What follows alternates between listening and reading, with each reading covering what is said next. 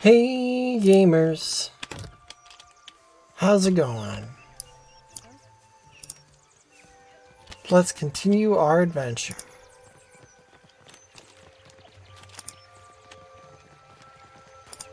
Luminous bathhouse. The luminous bathhouse. Postenago, you have truly put your foot in it this time. Haven't you just Adotella, you go to visit the luminous bathhouse, yes? The luminous what? Tiverus. Do you not know Hidden? it? No. The waters, they glow with the light of luminous Adra. It can heal nearly any malady, I have heard. Okay. You must see it for yourself, and maybe you do Degnos a favor while you are there. My satchel. Like a fool, I left it inside. My ship is due to sail from Neketaka with the next high tide. No. If I do not find it, my Kasita will surely throw me overboard. Merla, I cannot swim. That's a problem for a sailor. I would go by myself, but the guards, they bar the doors to me without my Kasita present. They think I am a thief. Why can't you ask your Casita to retrieve it then? I would rather her not discover my incompetence. His eyes dart to the side as if looking for something, or someone, just outside his vision. An understandable concern. Are you a thief? He bites his lower lip, uncertain whether or not to take your words at face value. Are you a thief? No, of course not. His eyes widen in fright as he waves his hands frantically before you in a wording gesture. I'll let you know if I see it. Gelade, you mean it? Agrasima, I am in your debt. Yes. The air of misery suffusing him lifts for a moment. His eyes go wide, and he grins. You notice a light sheen of sweat on his upper lip. He shifts his weight from foot to foot and stares at you intently. There is, one thing. Madiko, how could I have forgotten? He tugs at the collar of his shirt as if he's suddenly much too hot. If you could, do not open the satchel. The contents are... The information is... He searches for the word. Proprietary. You understand?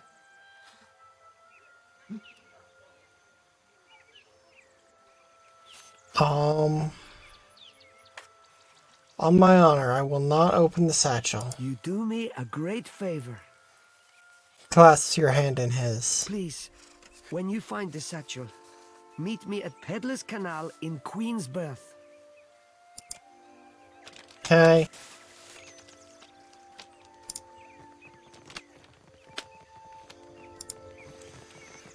So that place is the... Hot razor skewers, crusted swordfish. Magic waters that I need to go to for Seraphon.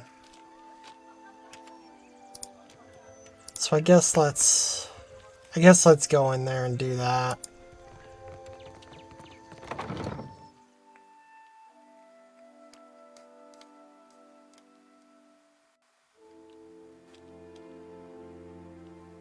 I got baby on my lap.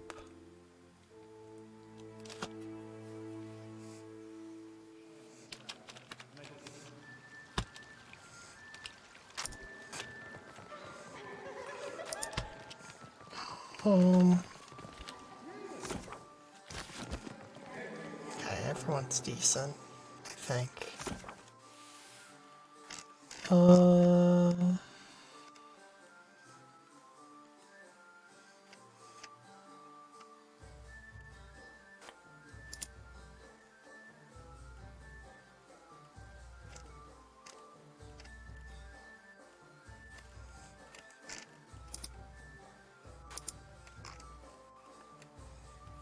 Shit, what? Why does it not say, like, companion quests?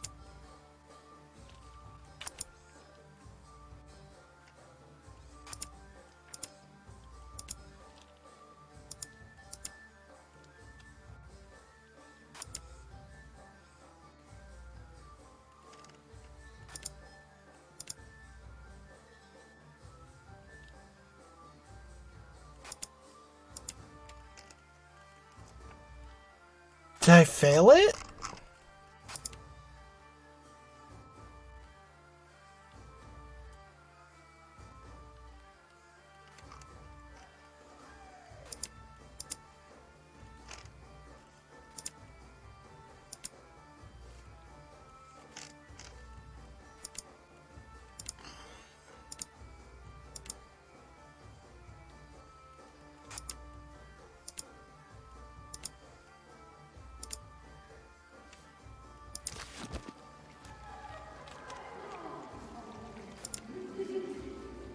If you be having a tick, Cap, I'll be thinking that, if I be dragging you into these depths, you deserve the full sounding. Aloy flashes a quick pleased glance. This is about Romero, I take it. I'm happy to listen. When I were a wee swabby, fresh to the sea, it were Romero that showed me the ropes and rigging. More than that, he, kept his weather eye open for me. He plucks at the fur at his elbow. The sea be a right poxy ore on occasion, and life aboard the Sorcerer, that and more. Malnash, our ship hunter, she were all, wet and bothered for doing me harm. And Romero, he protected me. Mentored me too, learned me letters and navigation, handed down the Principe traditions. In time, we became close as kin or closer. And the Sorcerer, my family. How did Romero end up in trouble with the... I keep forgetting to read things. Adir appears genuinely moved. Color rises in Eothas' cheeks. He shakes his head.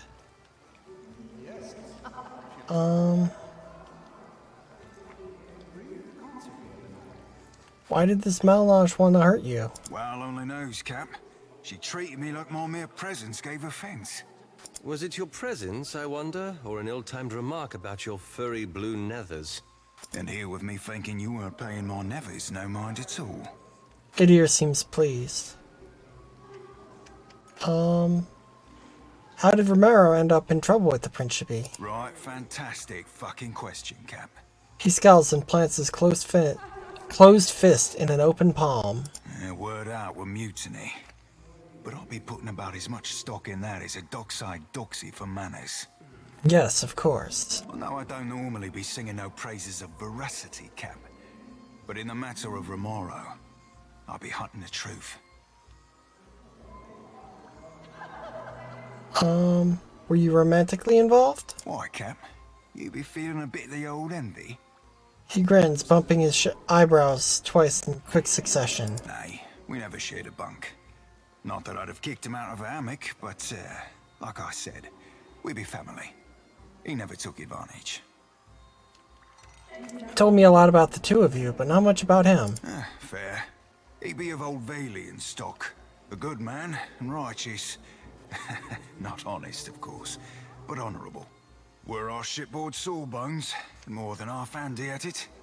He smiles and rubs his upper right arm. More than one swabby be on the old salt of deferral from the wheel. Thank you, I'm glad you shared that. Aye. Do right by it, and I won't be regretting it. Ahoy, Captain. What can I do you for? Okay, so it's definitely... Okay, so it is this quest. Luminous Bathhouse.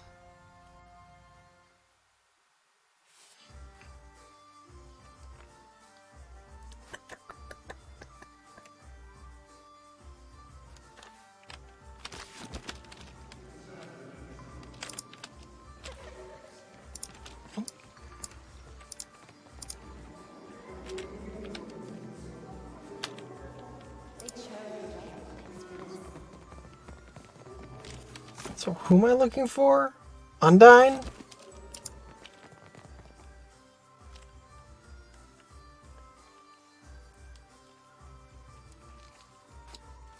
Okay.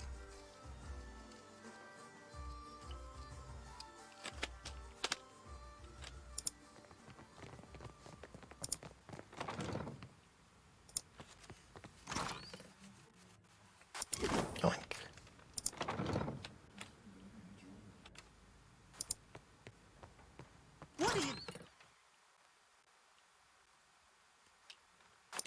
Get out. It's not marked as stealing. I'm allowed to do it.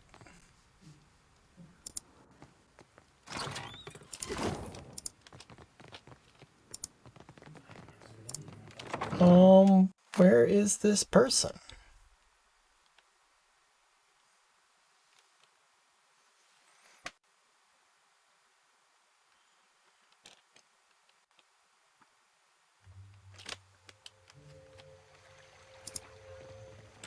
For someone who talks so much, you seem to care about very little. Oh, apologies, lad. Didn't realise we'd be only ever speaking of subjects deep and meaningful. Oh, don't strain yourself on my account. Free cat.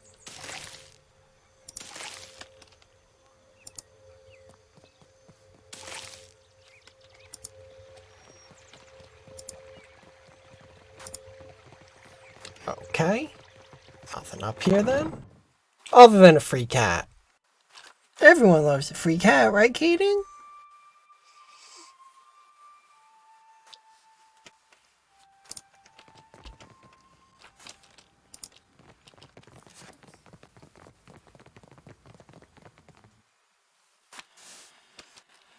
Okay.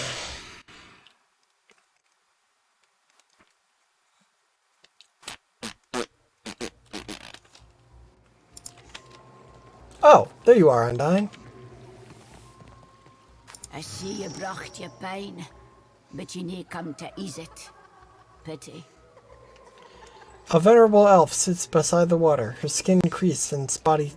Her creased and spotty skin slightly flushed by the heat.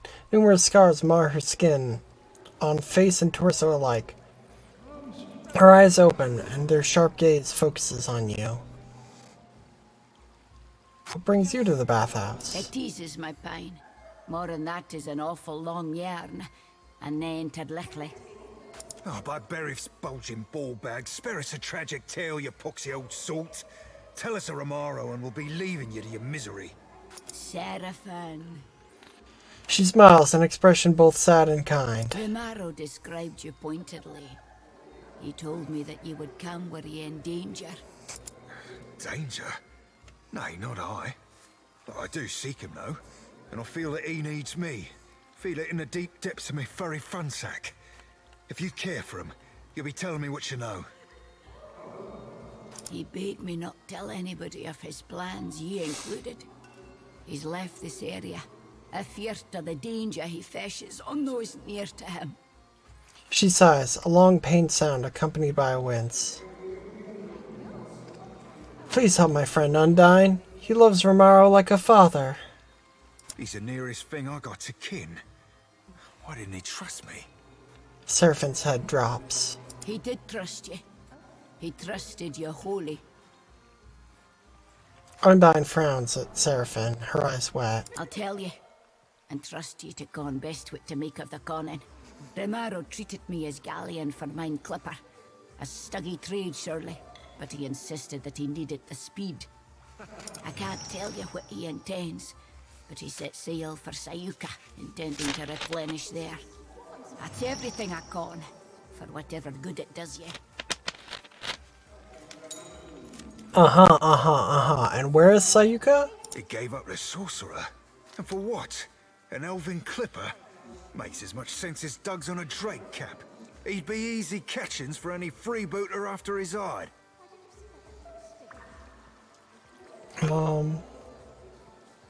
Who's hunting Romaro besides Melnash? Yeah, that salted cockfarce be the biggest threat, sure as shit. But others will want that bounty too. Not to mention a favour comes with it. We should hurry to Sayuka. Aye, Cap, you've read my mind. And here with me thinking that were my skill in particular.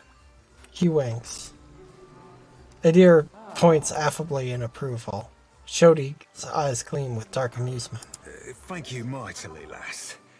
Enjoy the baths. He bows to Undyne. Soft travels. The wages of war catch ye up soon or soon. Aye.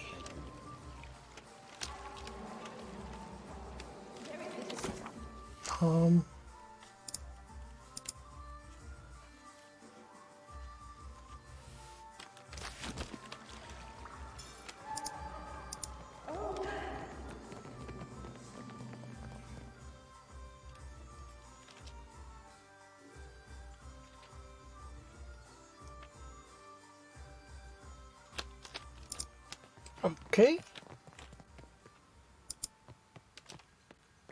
Hold up.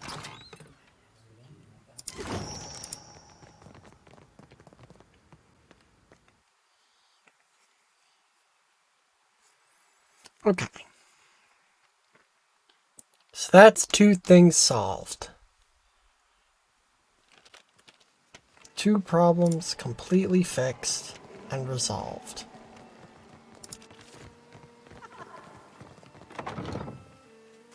There's God. Oh, he's so soft and round.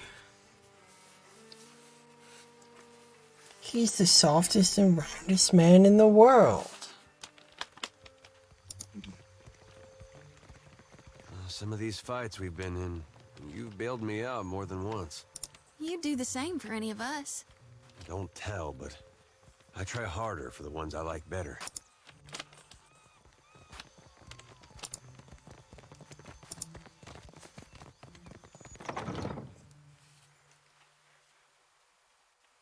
Boop, boop, boop.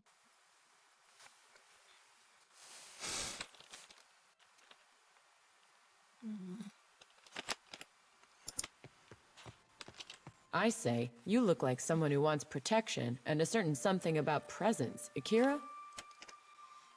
The Huana woman scans you up and down, nodding as she measures your proportions. It isn't every day that I cater to your kind, but I like a challenge. Holler if any of the iron or steel laying around catches your fancy. Or if you need something repaired, I'm happy to take a glance. Sure are the shards of the Blade of Endless Path and Whispers of Yenwood. Can you do anything with these? Akira, but these wonders have suffered greatly. I say you must take better care of your things. I know, believe me. So what do you think? I say I could repair these to their working order for 1,500 pyres each. Okay. She thumps her chin and considers. Something about the metal, it yearns to bond as one. I could join all these pieces into a great sword for 3,000 pyres. She lifts her gaze to meet yours, the excitement of a challenge in her eyes. If you need iron or steel, maybe even something lighter, I've got plenty in stock. I don't want a great sword. So, repair the Whispers of Yenwood. Akira, I will get started at once. Have a seat. This will take time. Squinting and biting her lower lip, Marihi takes a closer look at the weapon shards. My friend, your handsome blade What is are you restored. doing? A good thing it was made of exceptional steel. Tell me about it. She balances the weapon on her palms and sighs down at the craftsmanship. Such a shame to see it go. But go it must. She relinquishes the sword with care. My thanks, Marihi. If you're ever in need of spare coin, I'd be happy to take that off your hands. Enjoy it in the meantime. Here, repair the Blade of Endless I will get Paths. started at once. Kindly wait and I will be with you soon. She gathers up the shards and chuckles, excitedly spinning a forge hammer in her hand. Your unusual blade is restored. Akira, but I saw such strange visions in the light of the forge. She hands No you matter. She hands you a familiar estoc, grinning all the while. Show me what you have for sale.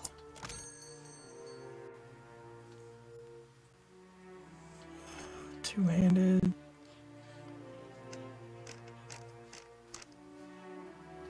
Oh.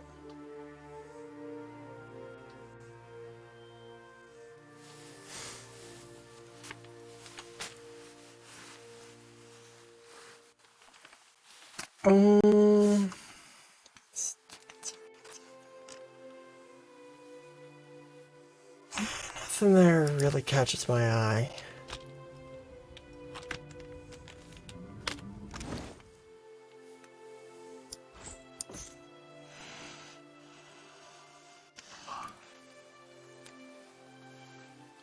Okay, either of these better than what you have.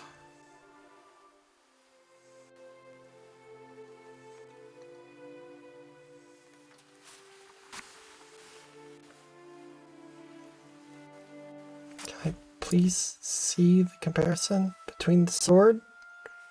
I don't really care about comparison between the shield and the sword.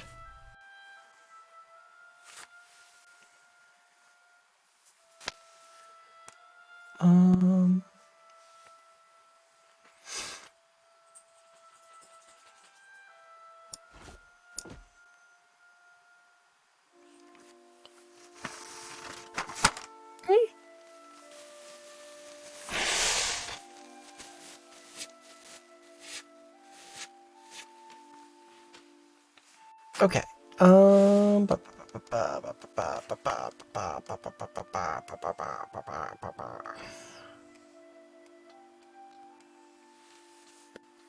Whispers of the Dead, huh?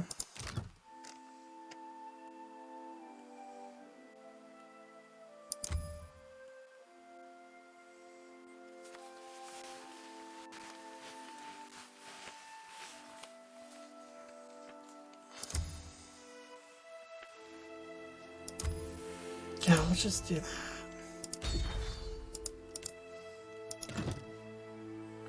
Okay, that seems better than what you had.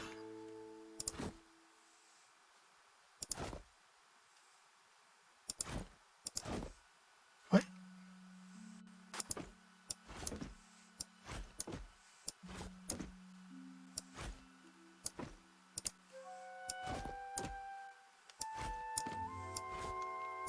Okay, there we go.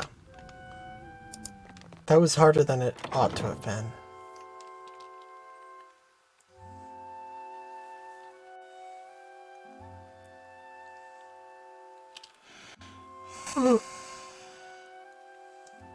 I'm so fucking tired today. I didn't sleep at all last night.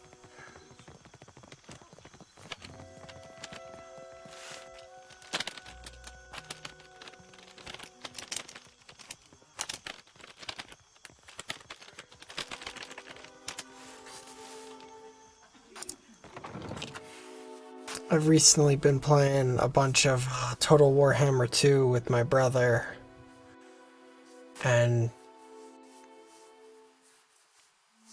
last night I just had dreams. Exactly the sorcerer. She truly live up the name. Last night my whole brain was just filled with thoughts of I got nowhere else to turn. Stonehill is going to kill me.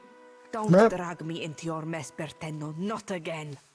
Then you leave me no choice. I'm sorry. Hey, come back with that. Madico! my brain just kept playing fights of chaos, armies fighting beastmen hordes. That flaccid Batso. This young wizard clutches the countertop, looking as if she's either going to vault over it or snap it in half. You had none of that, huh? The mutters to himself in a dark, guttural tone. That's what I thought. What am I going to do? Think, Facina. She grabs a fistful of her hair and sighs. What was that about? My postenago of a lover stole Rokawa's fingers. The master will kill me if I don't get them back. He must have wanted to raise some fast coin. Arkemir will flay me alive over those damned gloves. Strange that the constructs didn't attack him for stealing. Is it strange? I don't know. Go consult Arkemir's grimoire if you're that curious. Flustered, she finds any excuse to look elsewhere. Why are these gloves so important? You do not know Arkemir, do you? He is as cheap as a Wodican clerk. Whatever he loses from those gloves, he will take out on me. Somehow. What aren't you telling me? Not that it's any of your business, but Bertenno used to spend a lot of late nights here. She coughs into her fist and avoids eye contact. I got into the construct's guts and marked off Bertenno as a safe visitor so they would not attack him. And before you ask, no, I will never do this again. She crosses her arms resolutely. Why does he need the money? He said that he's in debt to a Rautayan captain by the name of Hamuto Stonehill. By all accounts, a deadly serious man. I'll get those gloves back for you. You will? If you are expecting some payment or reward, I do need to keep this under wraps. Just say I'm doing my good deed for the day. If there's a burden on your conscience, then I am not opposed to you offloading it on my behalf. I do not know where Berteno fences his goods, but he mentioned an appointment at the Bra Citadel docks. Fasina bites her thumbnail and glares at the door, seeming to wish it would burst off its hinges. Hamuto Stonehill must be as dangerous as he sounds, or else Berteno wouldn't be so panicked. Show me what you have for sale.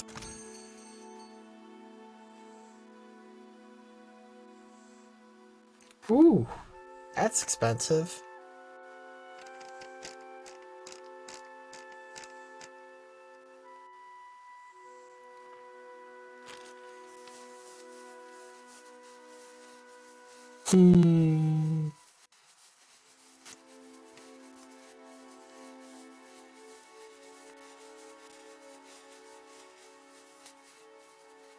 It's pale light.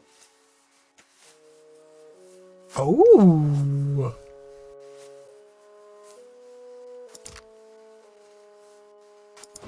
Take that.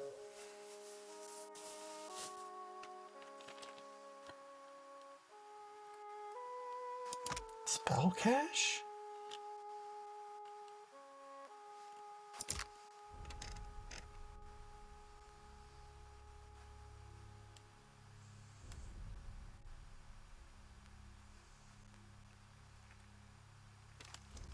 Oh shit, vape wizardry?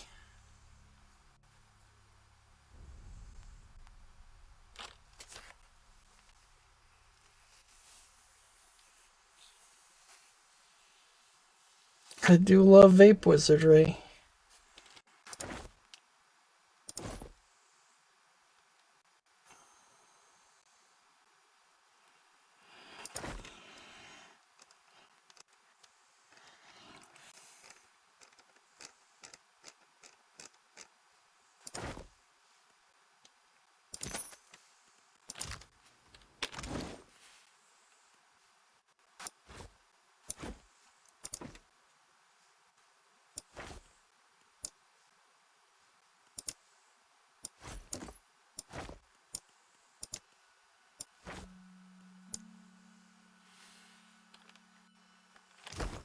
Okay.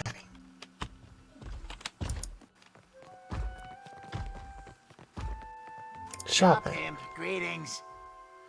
The imp mutters something dark and hateful under its breath. It regards you with narrow, wandering eyes and flared nostrils. Show me what you have for sale. Is there anything different?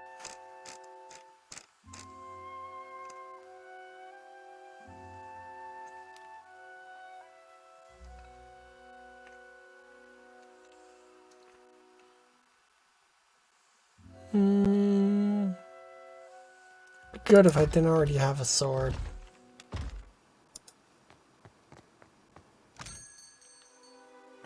Oh, this is the thing.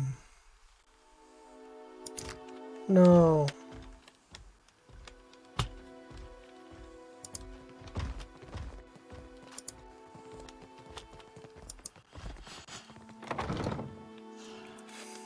God, this stream is just gonna be 50% me yawning. Sorry, everyone.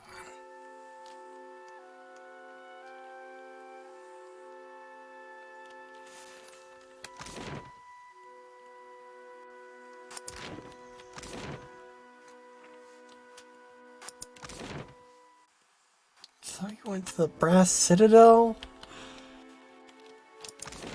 It's so far away.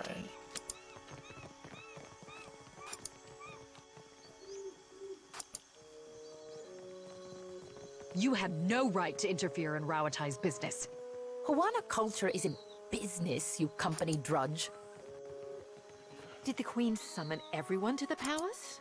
Akira, I've never seen Aruihi run so fast. Stray Cat. Do you think the Audra Colossus would come here next? Pray to Kahopa, it does not. Jewels. Shapers Guild?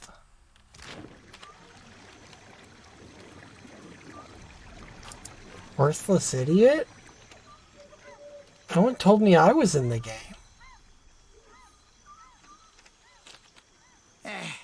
The sea is true home, not smelly mountain. What you want? The imp recoils from you with a sharp hiss. What are you doing out here? Arkemir doesn't let worthless idiot outside after worthless idiot sprayed dung on stupid tablet. But Arkemir not home. A mischievous grin splits the imp's bony features. So worthless idiot watches the ships come in, looks at all the tasty gulls. You want to set sail and eat gulls? You're welcome aboard the Defiant. The imp takes in your words, its eyes widening at the size of moist saucers. The flap of its wings carries in closer to whisper in your ear. How often you beat your crew, huh? Doesn't whisper at all, and the question sends a ringing through your ears. I don't. Not yet, at least. No beatings? None? It flicks, struggling to encompass the idea. I join crew? I join crew! The imp flutters in an excited little circle. It points down the distant shape of the Queen's berth and salivates at the sight of gulls landing on the rigging of the Defiant.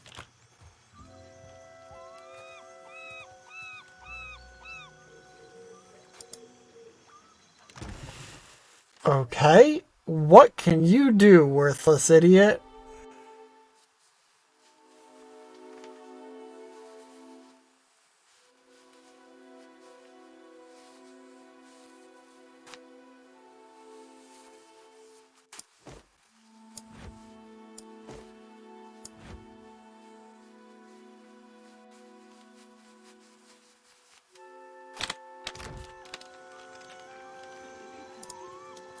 Okay.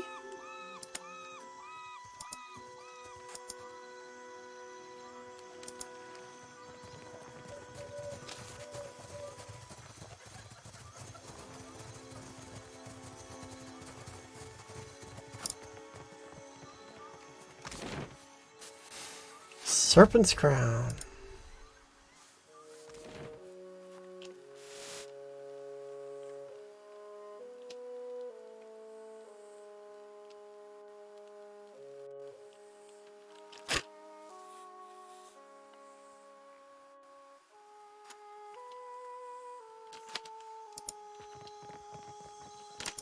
Shame I weren't at that animancy trial. My mind would have cut Theos' plot to bloody ribbons. Indeed. It's a wonder we ever stopped Theos without you. Don't let it discourage, lad. I'd wager silver you can keep up. How generous of you.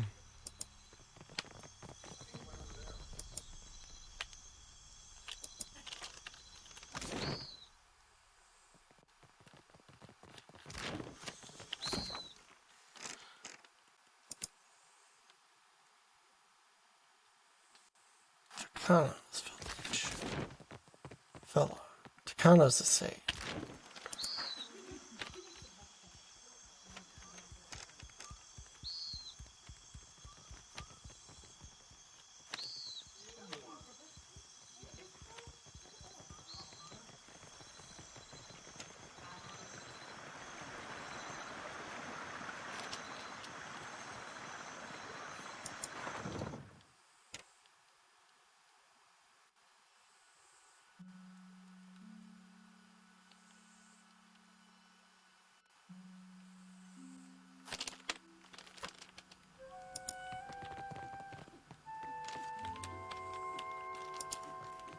Takano. An older Mataru man stands ringed by younger Huana, apprentices or pupils it seems. His robes shimmer with quartz beading, and his perfume announces his presence from across the room. Yet beneath his finery, he looks like a fighter gone to seed. Disused muscles flop from his arms, and flab pads him like so many layers of silk. He looks up and notices you. Greetings, and welcome to my home. He gestures to the lavish room, puffing its broad chest out a little more. For what do you come to my villa? Beaming, he spreads his arms wide. Is he going to do this every time? Takano continues grinning at you, oblivious to Eothas' irritation.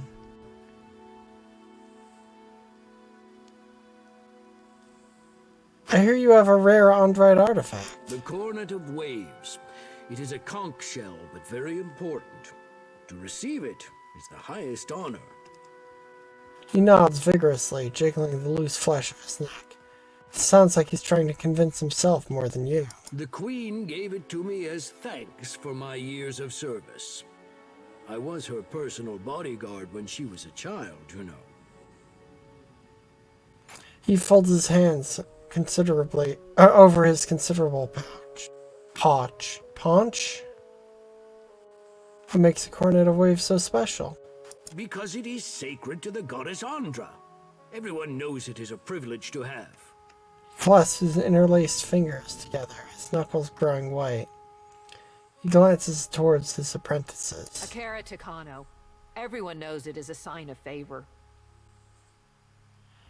She snaps too. Her response is sudden and automatic, as though Takano had just given her an order.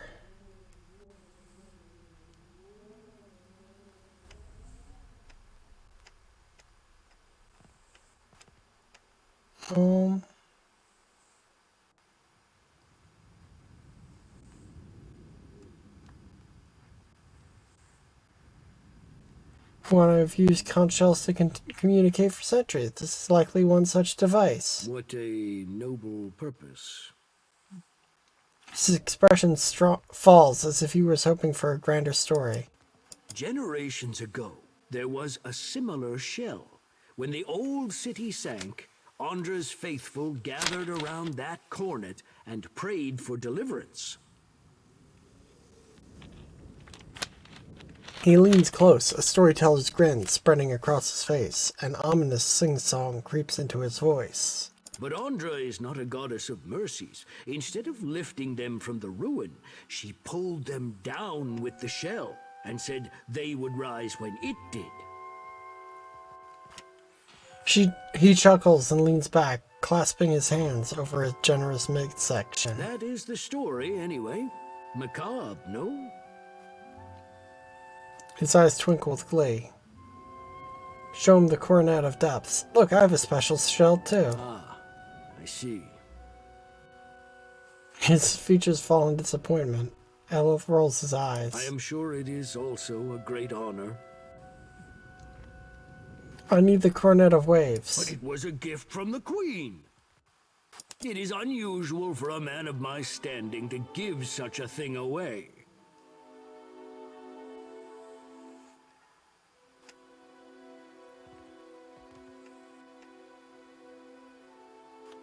Cornet is no mere trophy. It deserves a keeper who knows its history. But the Queen gave it to me. There is great honor in such a gift.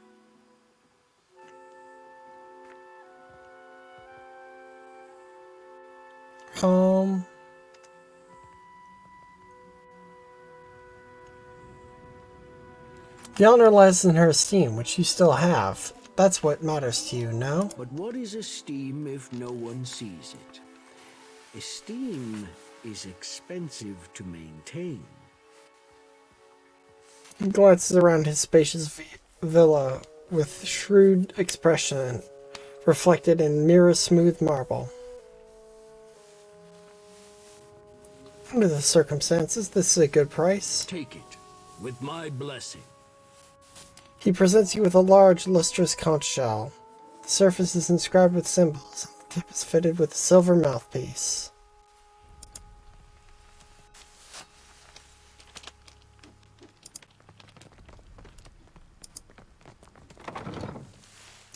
Hey?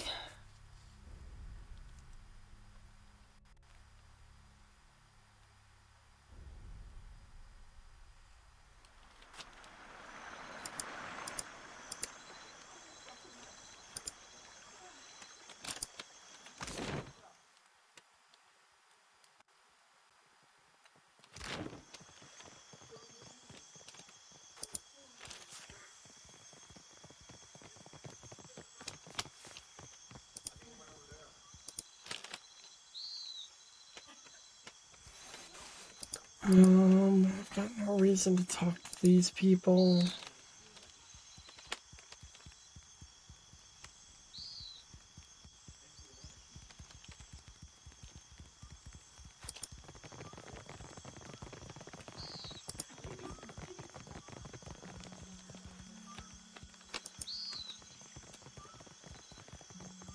Hunter or prey?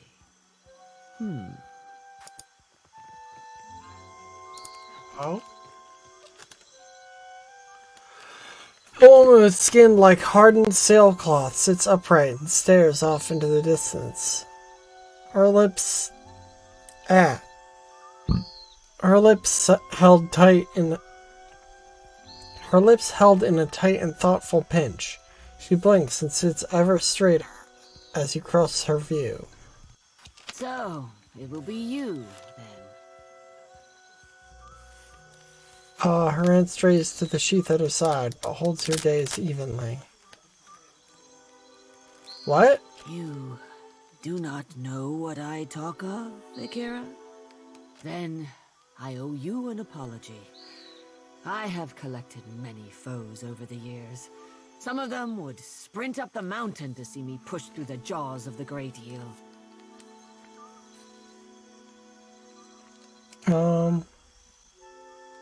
Who are you? You do not recognize the great huntress of the archipelago? The candle of infamy burns too bright and too fast. Tell me about it. As Nungata Whale Splitter, I cleared the jungles and seas alike of slippery creatures. I earned my foes later, when I hunted a deadlier prey. Pirates? Akira, often. I was a bounty hunter. She smiles to herself. You're Nungata, eh? I heard you'd gone all dry up in Driftwood. The sea word weren't far from the mark. Spoken like a man who has never heard a driftwood club crack an enemy's skull. Nungata lifts her brow at Seraphin before returning her focus to you. It's been years since I tossed a harpoon, so now I stay abreast of what bounties need filling. That's Mataru retirement for you. What bounties do you have available? Interested in taking up the trade, are we? Nungata thumbs her chin and smiles as she considers. I warn you that I deal in the heads of the exceptionally dangerous. A lady needs standards, after all. Fair enough. She raises her eyebrow and searches for any sign of hesitation. I assume that means they're exceptionally well priced. You assume right, Hunter.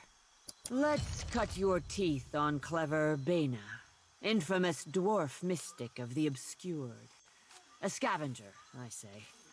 Picks off those who trust her for an evening, and then pockets their coin when she's bled them out. Bena was seen traveling on an island due southwest of Osongo. I'll return with her head.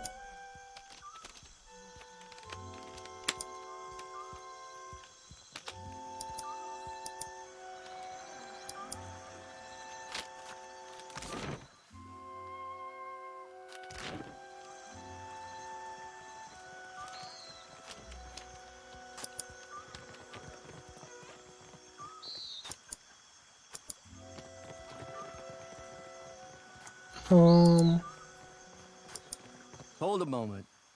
You may visit the palace and its shrine, but be warned. The Queen meets with trading company vipers. Take care you are not bitten. I have information for the Queen.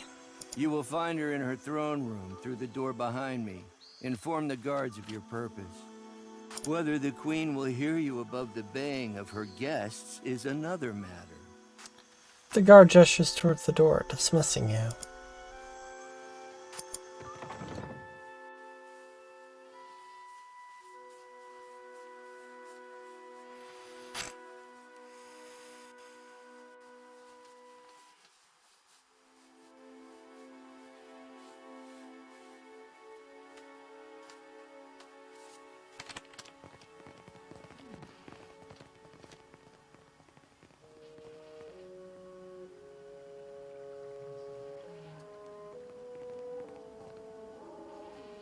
While I am flattered by the esteemed Hazanui's confidence, I must wonder how my people are meant to have destroyed an entire colony overnight. The valiant dignitary aims a withering look across the aisle. A middle-aged woman with a square jaw and tar-stained teeth meets it. You tell us. It's no coincidence that your outpost at Port Mage survived the recent storm. She pulls a slender pipe from her pocket, but at a look from the queen's attendants, she puts it away. You speak as if I could command the tides. While you are casting your blame in a wide net, why not look to our Kahunga allies? We do not share their talent for shaping water. Sizable Omoa standing by the throne, takes a bold step forward and flares his nostrils at the assembled dignitaries. A hush falls over the room. I say our guest forgets himself. He clears his throat and sweeps his gaze from Nero to the rest of the room. Brother, stand down. Up to this point, the queen has studied the proceedings with an even expression. She half rises from her throne and fixates on Prince Arui. You are the one who mistakes my throne room for a sparring arena. I say this is beneath us. As Aruihi lowers his head, the queen slowly centers her gaze on you and leaves it there. An interesting visitor in difficult times. You cannot be here to deliver a favorable omen. Though her mouth doesn't move, Onikazu's voice comes to you like an insistent memory nestled among your thoughts.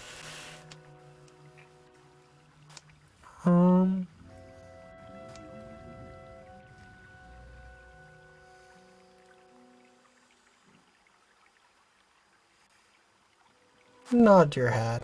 Allow me to apologize as I toss you before the wolves. Though she turns to the dignitaries, you feel her attention on you. This one is a watcher blessed by Tangaloa. I suspect that many of our questions about Hasongo will soon be answered. The queen's voice fills the expansive throne room, leaving you with a hushed silence to fill.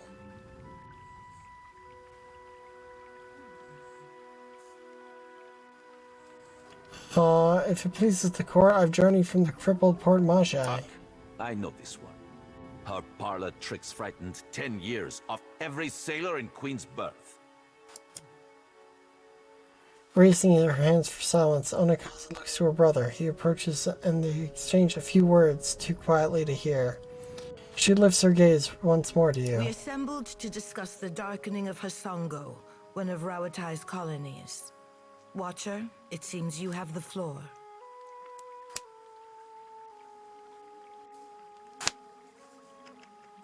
We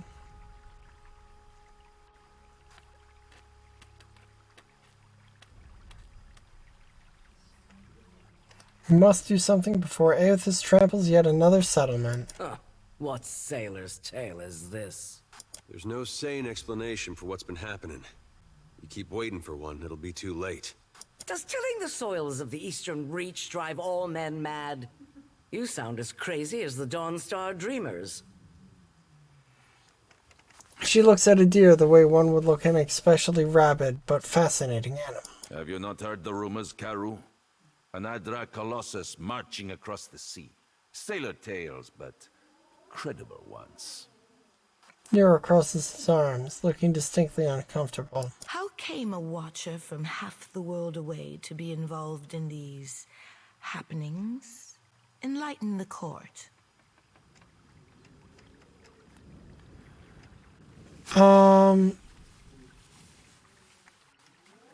Eothas emerged from beneath Kednua, my castle.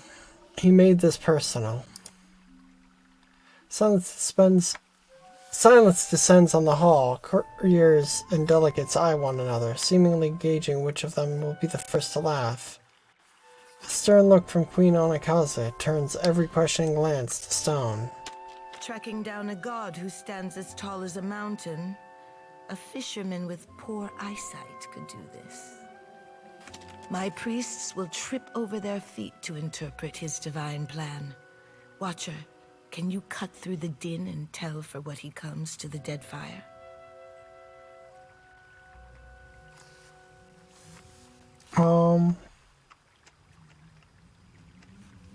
Yes, I plan on using outer pillars to track and ultimately confront Eothas. How resourceful of you. The Isles are studded with enough luminous Adra to bankroll an economy. She turns a quiet glance in Nira's direction. I believe our course is clear. We will send the Watcher to Hisongo. Yay! Anakaza spreads her hands, calmly assured of her reasoning. Set sail to the west of Neketaka. I would tell you to keep a weather eye out for a lighthouse, but the God of Light did not appreciate competition. Something to add, Hazanui? You have an eager look about you. She believes herself entitled to my ear, I say. Anakaza's gaze wanders back to you only briefly. Only that Hisongo is a Rawatayan outpost. It would be useful for the Watcher to take one of ours along. Ma'am. A composed Omawa woman composed Omawa stands at attention, her furrowed brow cleaving down otherwise warm features. By her feet, a colorful bird preens itself without concern. Maya's an expert sailor and a better sharpshooter. The best the Brass Citadel has to offer. Neat. She looks at you in the eye and gives you a slow nod. Whatever comes your way, she'll see it first. If it gets me and Ashiza out of diplomat duty, we'd set sail with a drunk scolder at the helm. Maya sighs with resignation and nudges her bird affectionately with her toe. Perfecto. Do you mean to stop Eothas by shooting him? Seri Palagina will go with the Watcher. Show her how the Republic's handled things. The guard behind him coughs politely. Your Excellency, Palagina Messerai has been banished? She has been seen in Queen's Berth. I can have a report to headquarters. Nero silences the guard with a withering look and sharp gesture. You should feel no obligation to take on additional crew. The choice is yours. I'll take Maya. Always good to have a rifle on hand. Say the word and I'll shoot the tip off a green boy's nose. What does that mean? Who's Green Boy? Ishiza looks up at Maya and warbles something agreeable. Hands on his hips, Seraphin grins. Shodi nibbles on her lips to hide a spreading smile. You're making a mistake, Watcher. In times like these, trustworthy allies are the most valuable asset of all. Calm down, Nero. I'm sure you'll get one of your spies in place eventually. A lazy half smile tugs at her mouth. In the meantime, Watcher, I hope you'll meet me in the Brass Citadel. There's more for us to discuss among friendlier company. She glances briefly at Nira. I believe we are finished here. Are we? Queen Onakaza rises from her throne, surrounded by guards, and the surrounding guards stand at immediate attention. Aren't we popular? Take care at Hisongo. The Deadfire was overfull before Eothas blundered in. Onakaza nods to and as she adjourns. Your allies will use you toward any end. Do not give your trust lightly. Onakaza clears her throat and sweeps the room with her gaze. I say it is beyond time our guests lick their wounds somewhere else. He banishes the foreign dignitaries with a swift and unmistakable disgusted wave.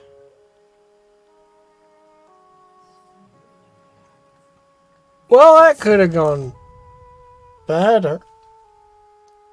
Could have gone better. Could have gone worse.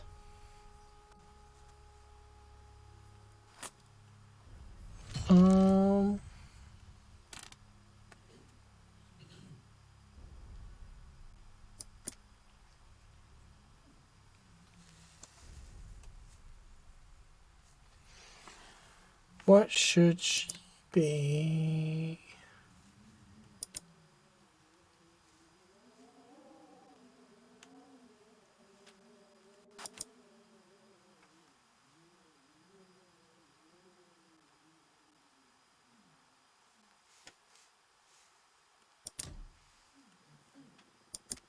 Yeah, let's go with that.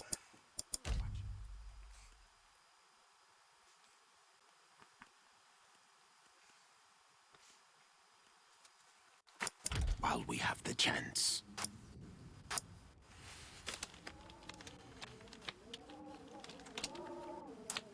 Okay.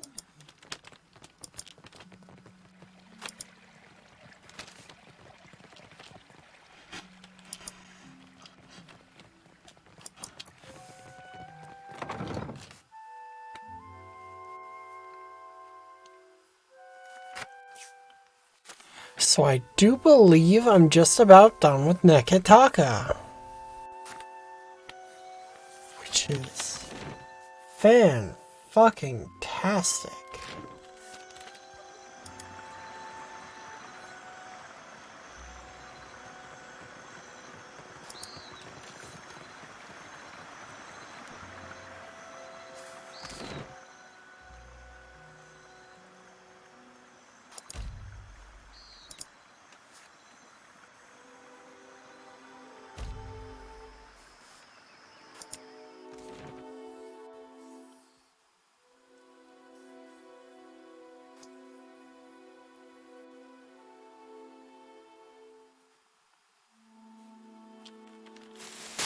Tella, a moment.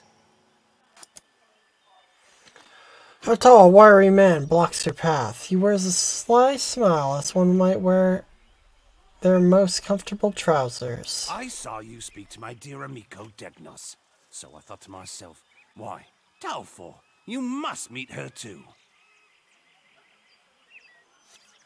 Business of yours is who I talk to. Degnos is an associate of mine. His success is important to me, as it impacts my own. The errand boy lost his satchel. I'm returning it to him. That is good to hear. So rare it is that I am glad of a stranger's interference. Talfor renders you with a slight bow and a crooked, almost jesting smile. Would you like an escort to Queen's Berith, Tella? You never know what rough types may be about, and I would hate to see you waylaid. Am I not already waylaid? Were I a more fragile man, I might have found offense in your vulgar accusations. The smile is sharp, drawn in irony, and promises violence. He winks. That won't be necessary. Ah, Aimika, the streets of Neketaka, they are too dangerous to travel without an escort. I insist my associates and I see you safely to your destination. It pains me to impose, but I must ensure Degnos has everything he needs for his next voyage. I'll be on my way. If you wish to follow, that's your business. A gracious offer. We accept. He nods to his fellows, who smile and murmur in agreement. Perguano, let us be off. Sure, dude.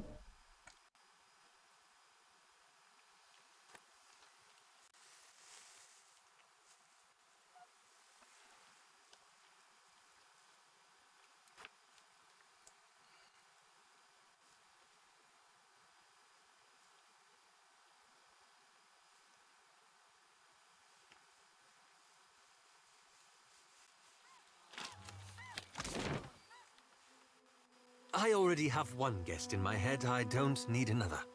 Sorry, lad. Thought that chip on your shoulder were for all to see.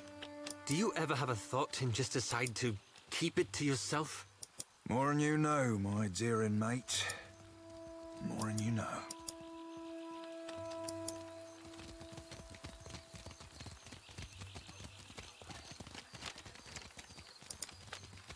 Behold, Eothas is risen again. He is glorious in form and purpose.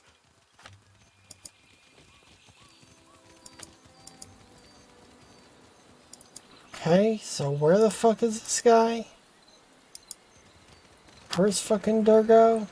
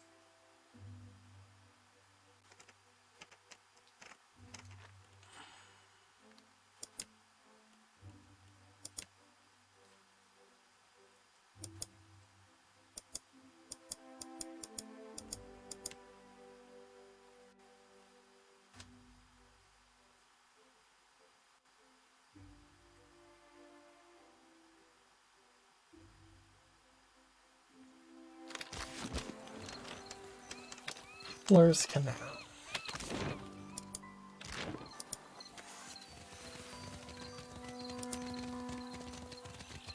Eothas, light of spring, sun of the world, thou givest me life and purpose.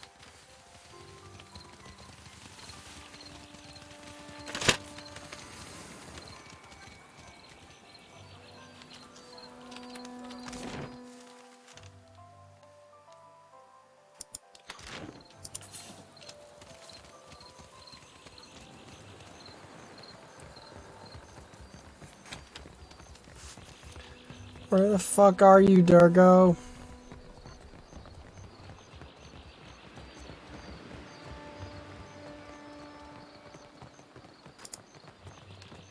Eccosi, Tella. You have found the satchel. Tiverus. Indeed. Perfetto. This is magnificent. A smile breaks across Durgo's face. I am in your debt, Aimika. Truly. He takes your hand in a tight, sweaty grip. Please, take this. You do not know what you have done for me. He hands you a few coppers, a sheepish grin stretched across his face. I will reward you properly someday. You will see. Our business is resolved, and my business is my own. Be on your way. I have no time for you. Fair enough.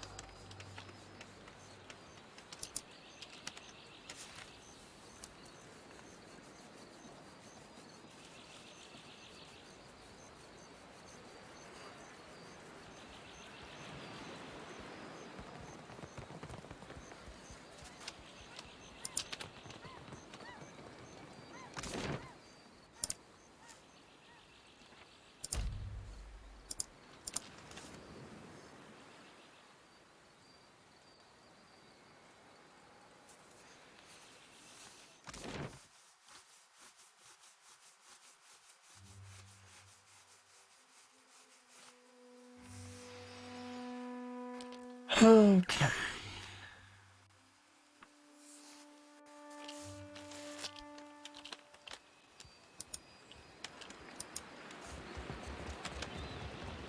Leave. No Valiant spy is coming through on my watch. I'm a merchant. I have business inside. You want to see our walls, our cannons, our powder house. You must think I'm an idiot. Back. You got one thing right. Snap.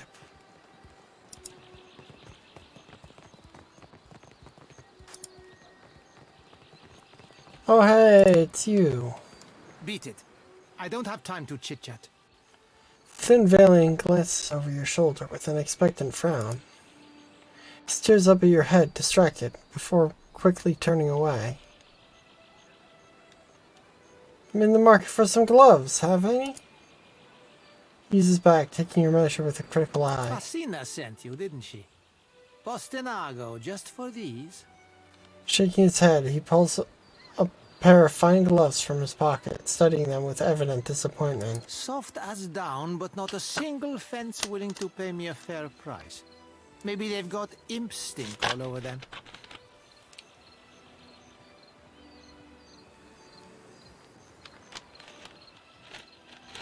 Gonna have a hard time selling an Archmage's gloves for fast coin. Should have guessed these were bad luck. Well, it's too late to go making smart decisions, isn't it? His mouth opens to say more, but something to the southwest distracts him, and his expression fills with dread. Here he comes, and I'm too late. If Hamuto doesn't give me an extension on my debt, I'm a dead man. Keep your mouth shut and follow my lead. Glancing at you, Barteno shrugs and swallows down a lump in his throat.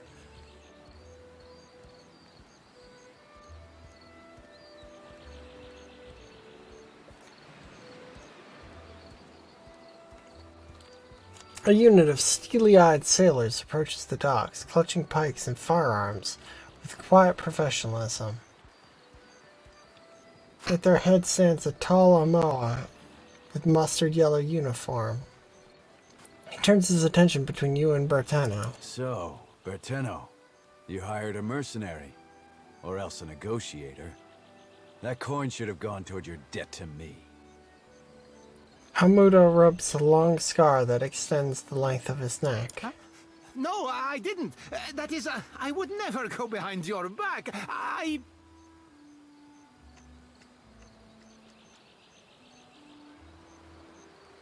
came for a pair of gloves that Bertano stole. This isn't my problem.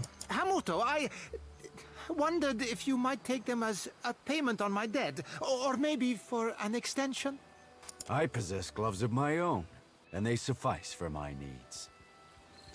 Captain focuses on you with a cool, dispassionate look. This is a private matter. Your interference is unnecessary. Hamudo spreads his hands in a peaceful manner, and his soldiers level their guns at Bertano. What's your plan for Bertano? Indentured servitude. I trust this is a more honest and respectable alternative than any pursuit he would take on his own terms. Seraphin snorts through his scarred snout. Be calling it whatsoever you like, Captain Cogswallow. But your honest and respectable slavery be slavery all the same. Your toy pirate speaks out of turn. I would teach him a lesson if I were you, Captain. He focuses on you, keeping Seraphin in the periphery. You sound more reasonable than I was led to believe. Do I? One can be adherent to the tenets of maritime law, and still be seen as a monster. Perhaps I can pay what's owed. You must care a great deal for this insufferable little worm to stake your purse on his freedom. Hamudo taps his lower lips in thought. 400 pyres are what Bertano owes, and I will accept that sum to have this sorry business concluded. Payment is agreed. Our business is concluded. Hamudo signals his men to stand down. After a hateful look, they lower their arms and follow their captain's lead.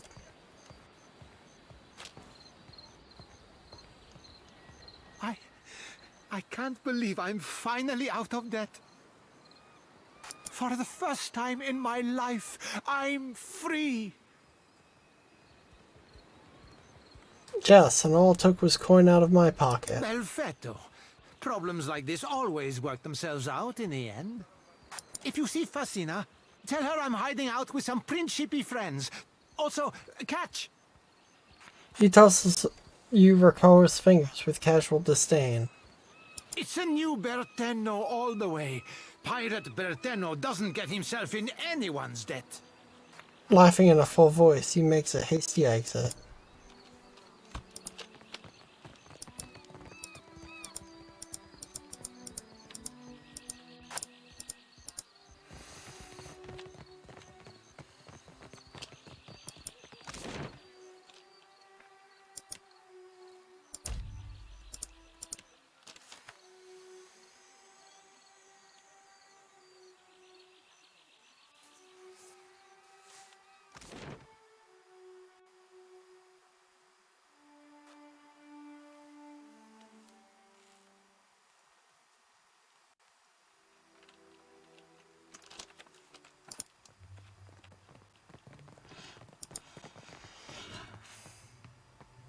You're back.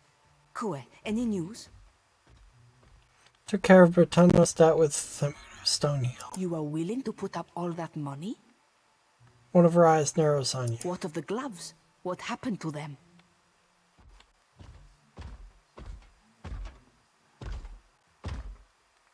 I have them right here for you. She accepts the gloves with a grateful sigh. At least I know Arkemir won't feed me to the imps. She folds the gloves with care and stows them away. Take your discount as well. If the cupboard doesn't make its goals, so be it. Neat.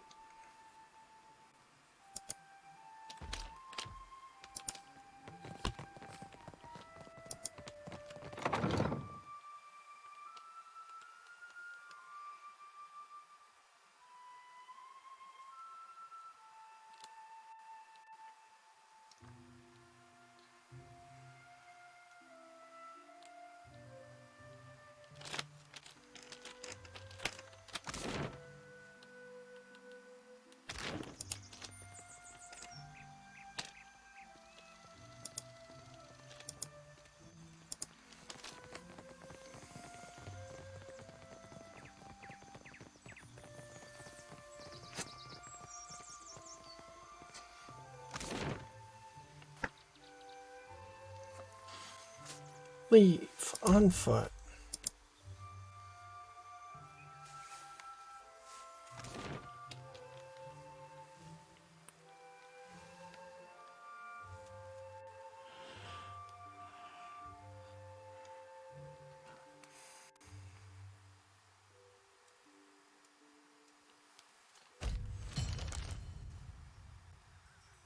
Neat.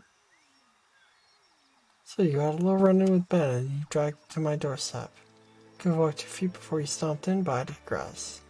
I know what you did, I know who you are, and unlike my unfortunately blockhead second in command, I recognize the threat when it smacked me upside the head. So, this is me, Captain Aldous, commander of the goddamn New Blood Principe. Leader of the second strongest pirate fleet in the god's fucking Deadfire, inviting you, a terribly powerful and strange watcher, to come and meet me under the strictest parley at Fort Deadlight. Just to say I promise not to get you when you arrive for dinner and drinks. Looking forward to have a little hearthside chat. I would like to offer you a partnership in the most glorious and goriest variety. Scratch your back, you got my enemies from hip to jaw. We laugh at their deaths over a bottle of the finest rum. Oh, and when you come, bring some candied nuts. Your newest and dearest friend, Aldis. P.S. This is not a trap.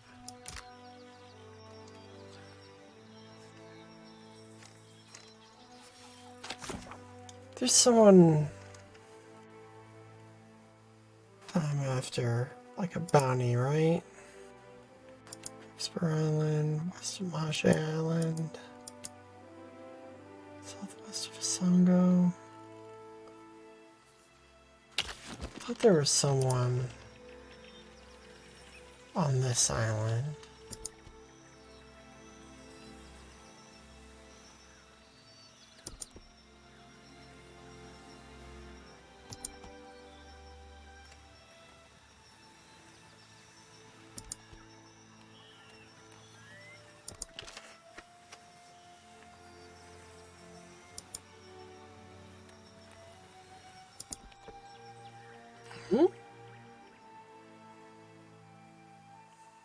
There's a small pavilion containing a large weathered statue of stone that appears a little ways off the path. It appears to be who on a shrine. Approach and try to identify it. Inscription runs along the side of the shrine's base. The surf smooths stones, but also crushes them in the sand. Oh, the statue bears the face of a nude woman with the head of a monstrous fish. It portrays Nagati, Juana's rendition of Andra. Meditate on your travels and rest. Seated at the shrine, you study your breathing and allow your muscles to loosen. You organize your thoughts, setting them in order. When you stand, everything seems less perilous and more attainable. Okay.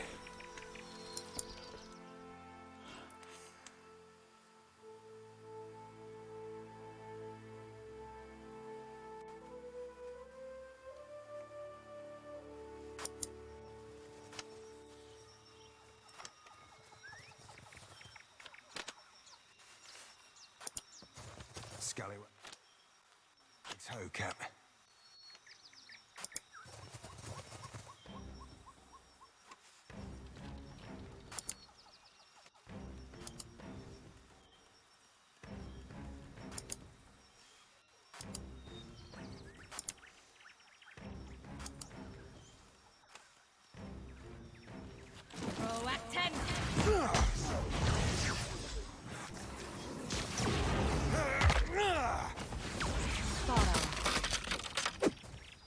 Kaboom.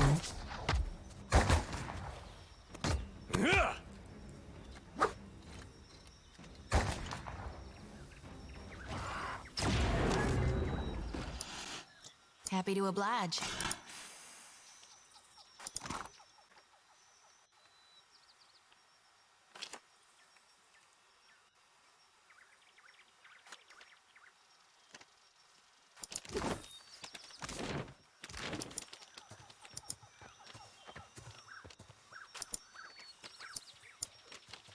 All right.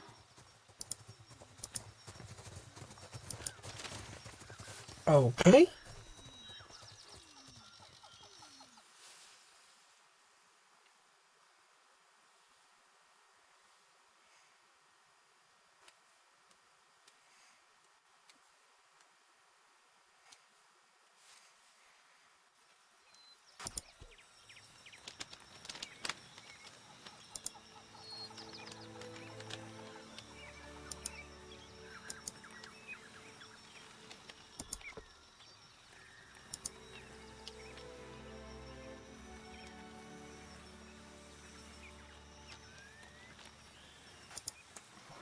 Secret bridge.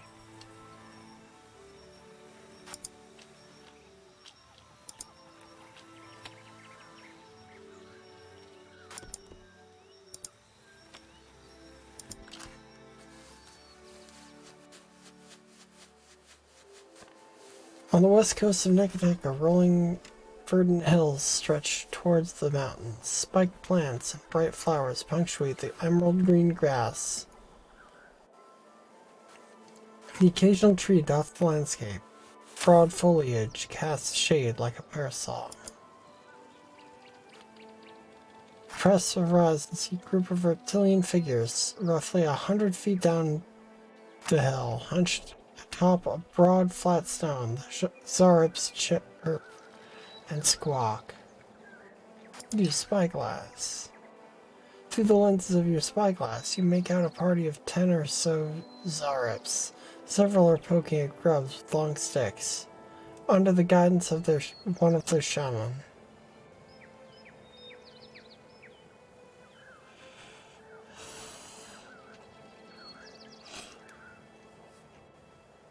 In the center of the circle, one of the two grubs snap at each other, egged on by the Zarop captors. Sneak closer and observe. Slink quietly through the brush, eyes alert for other threats. One of the Zorops perks up, nostrils flaring, and its head twists directly towards Eothas. It barks and chirps, pointing a claw towards your companion. Small creatures produce bows and spears, and they brandish them threateningly at you. They make no move to attack, however. Easy there, we mean you no harm.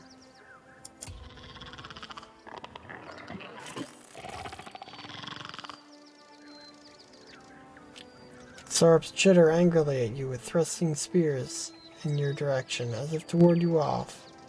Press them with sleight of hand.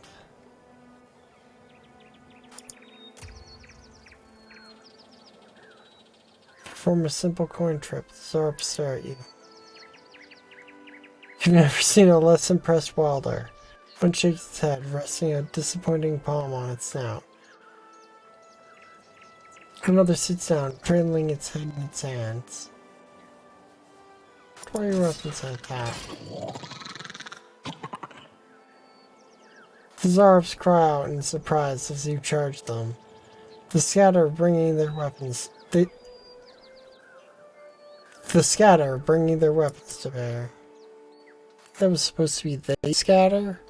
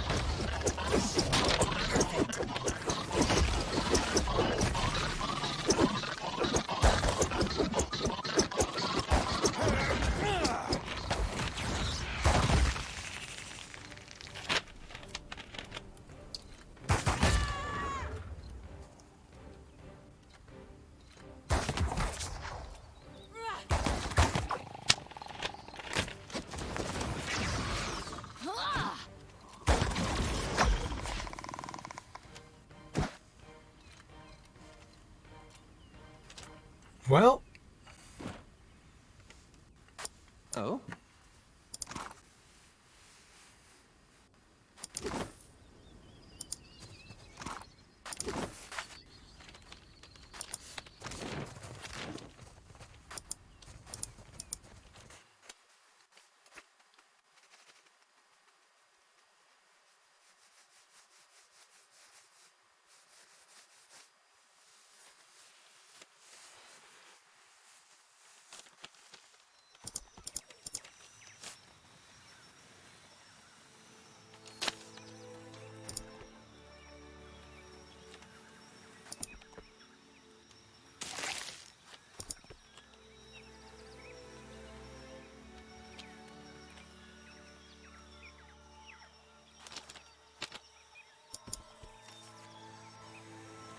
You know I'm curious.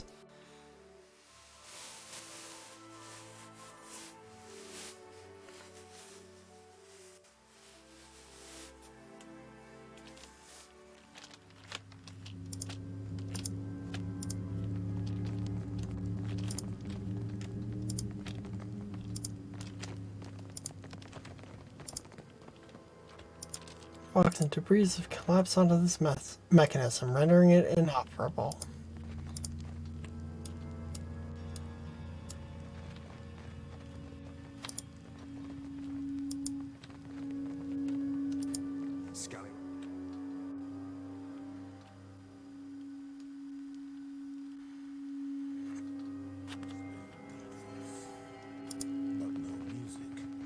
Trespasser. Come, friends. See what work we make of trespassers.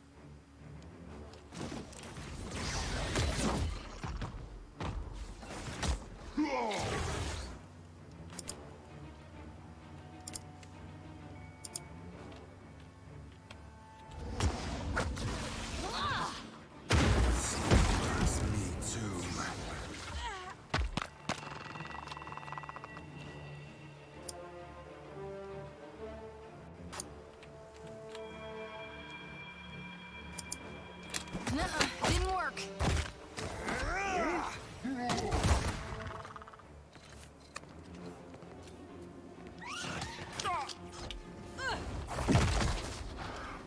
Let us end this!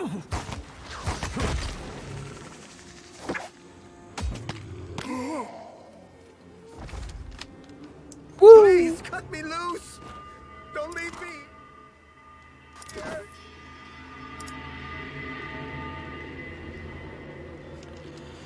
At a glance, you take this man to be one of the Huana.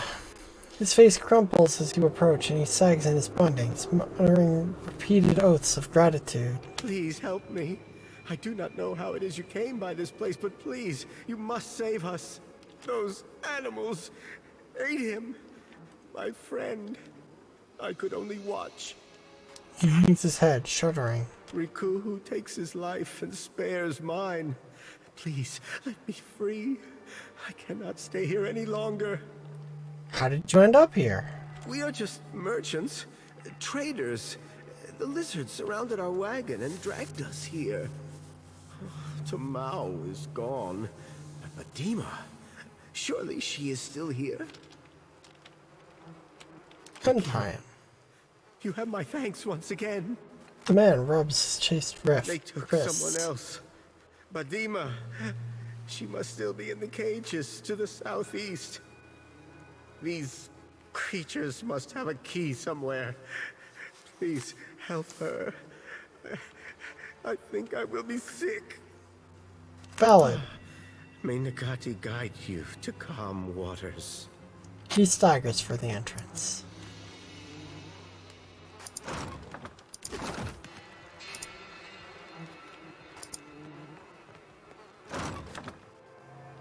Oh.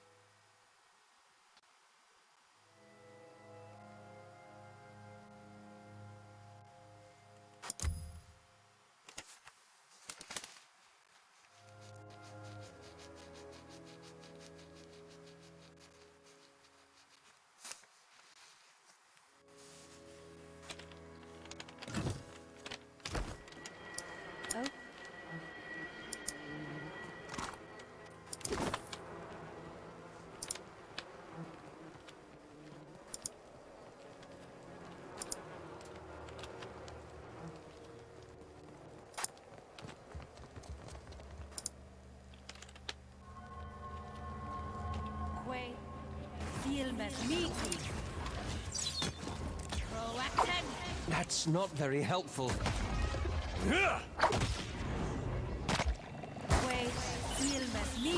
That's it! Oh, yeah.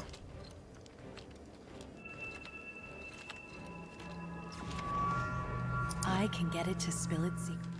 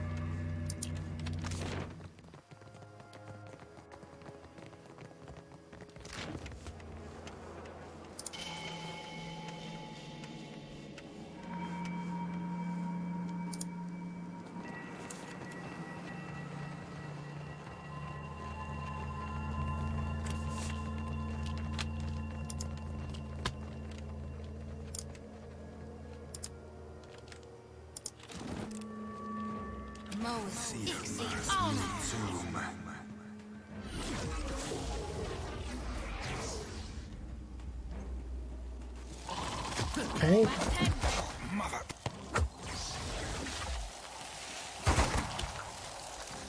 Hey, watch it with that.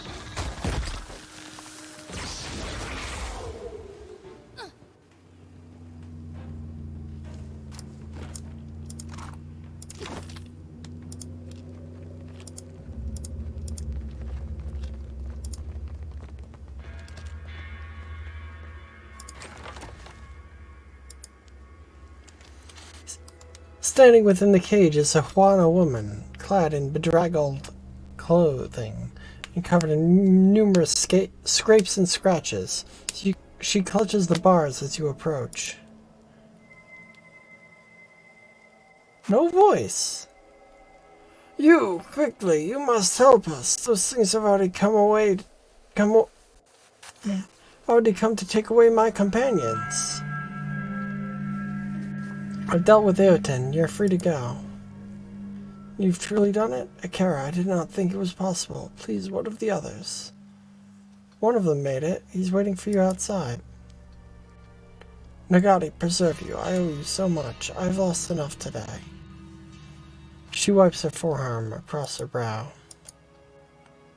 No goods to give you in thanks. They were stolen from us, but you are welcome to what you find. I would be rid of this place, and quickly.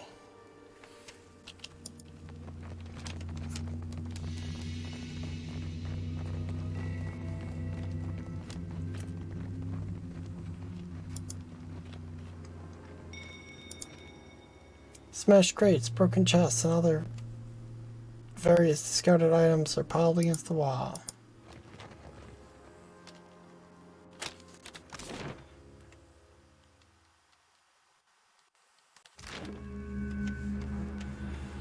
Okay, looks like this place is done.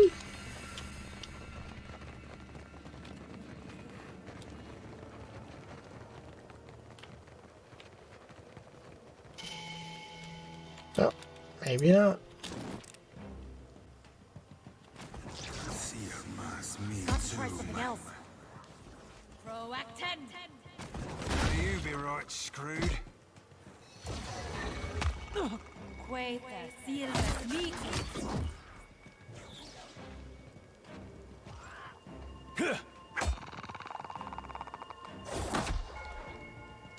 Boom.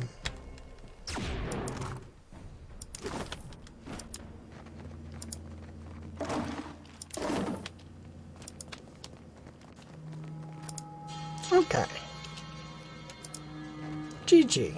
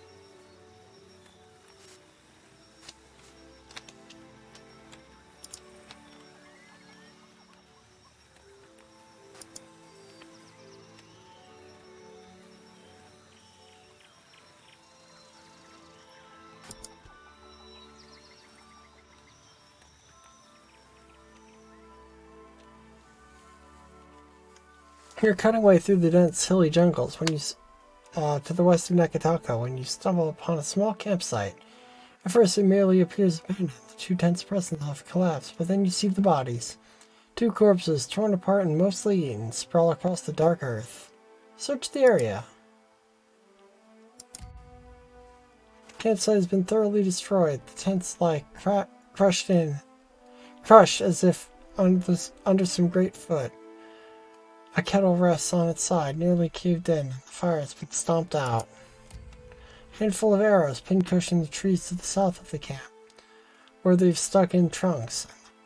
The bark bears a thin layer of ice. It's slowly melting in the warm tropical air. The trees to the south hunch and bend over aside, as if whatever caused this carnage came from and left by that direction. Search for the presence of spirits. Focus your watcher abilities, opening yourself to the presence of any lingering essence. A vision tugs at you, dragging you forward like a rushing current to a flooded river. You see the creatures twice the height of a human, standing among the ruins of your campsite, eating the corpses of your fellows. Vines and moss hang from their amorphous, bark-covered form. Lurkers. Waves of anger and fear wash over you. Anger and fear, but also faith in Eothas returned. And with a prayer on your lips, you fire arrows from your enchanted bow, as cold as sleet. You hear a rushing sound to your right and turn to face it. The vision ends abruptly. Search for salvage. A few hides, antlers, and other trophies lie around the camp. A small chest buried in a collapsed tent contains a variety of fresh foods.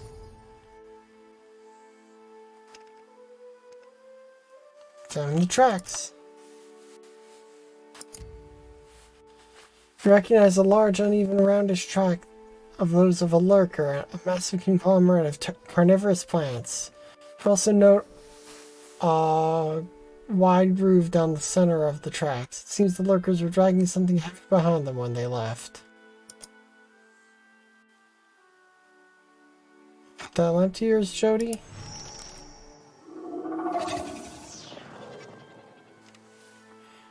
Rest now, my brethren. I promise I will safeguard your journey.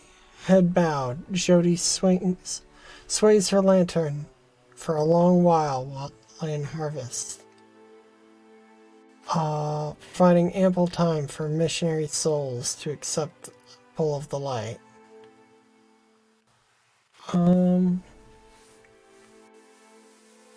Follow the tracks.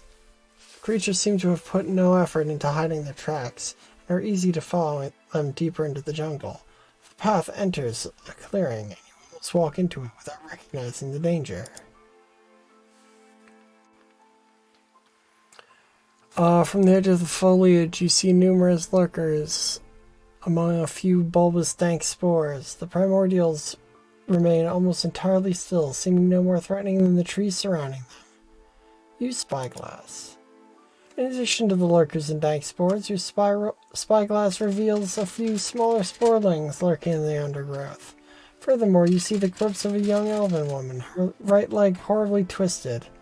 The body grasps a bow in its right hand, intricately tooled wood, of which appears to shimmer like a fine layer of frost.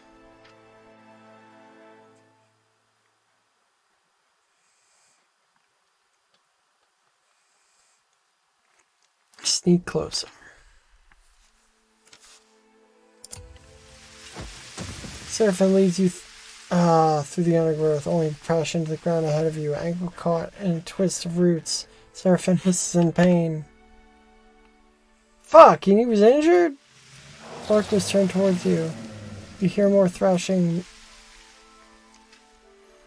leads in the jungle behind you.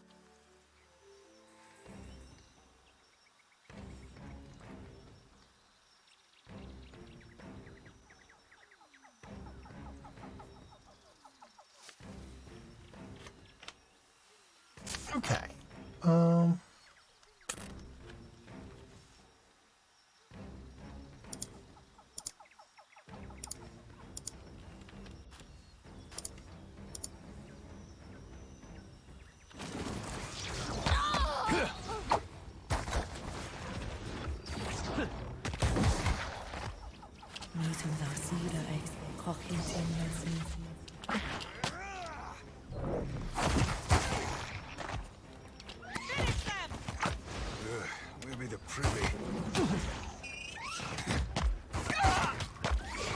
Damn it, Seraphim, did you get mind controlled?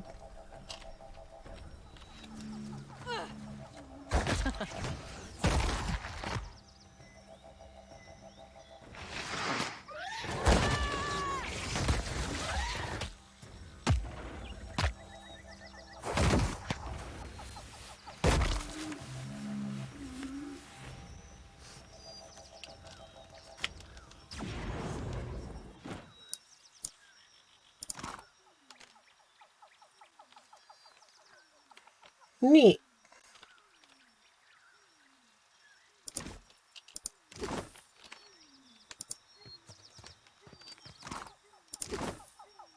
Charmed dog. Trixie, you're mine.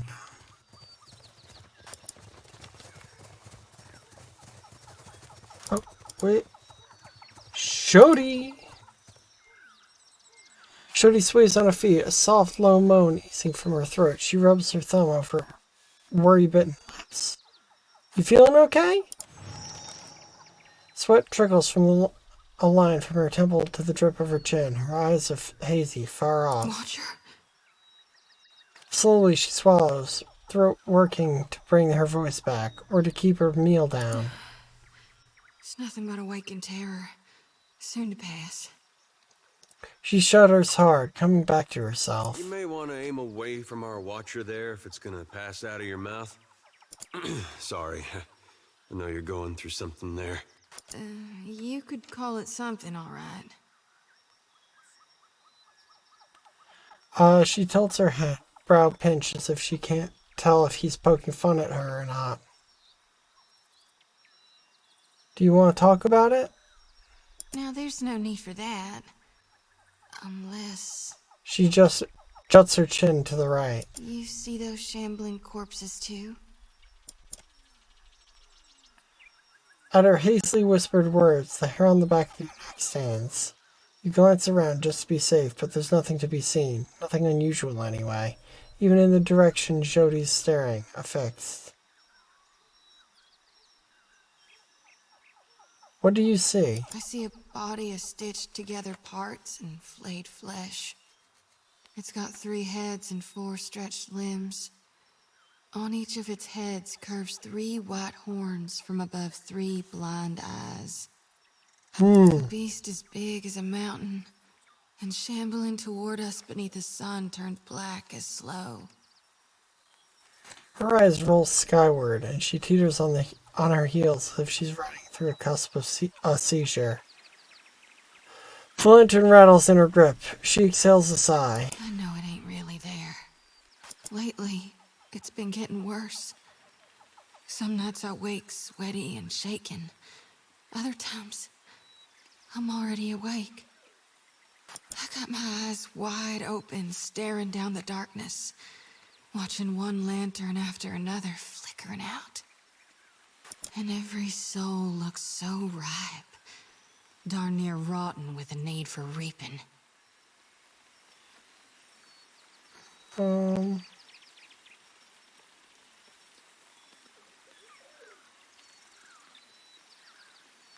does that mean? Dark days are coming for Kithkind.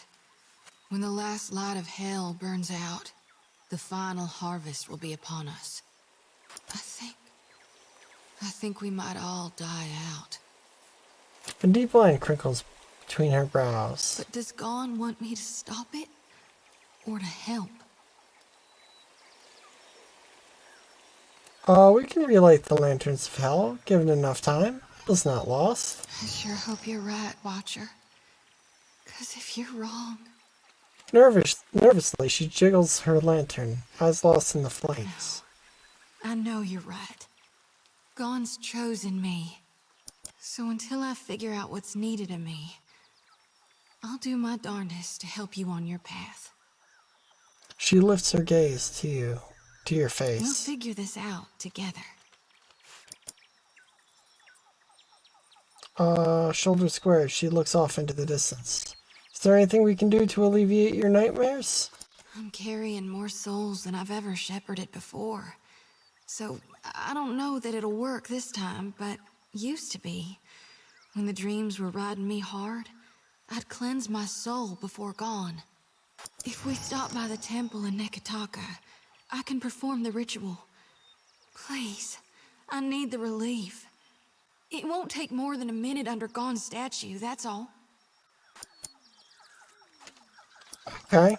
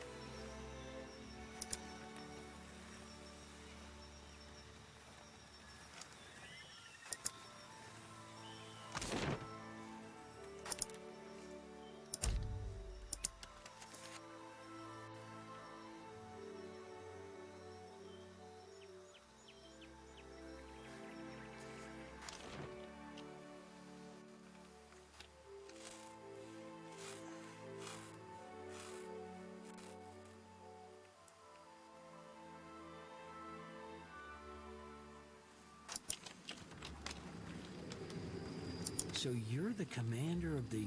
Here's Iron where I do Flame? the ritual. Were you Right looking there, to under the enlist? statue of Gon. Rubbing the back of her neck self-consciously, Shodi casts her gaze to the side. Nothing like a homecoming to make a girl remember her roots, even if they are dried up and half dead. She sighs, nudging a bit of the mud from her boots as she lifts her face to settle on you with big brown eyes. Idir tugs at his beard, a sour look on his face. Sometimes I wonder if my brethren don't think I got black ichor running in my veins.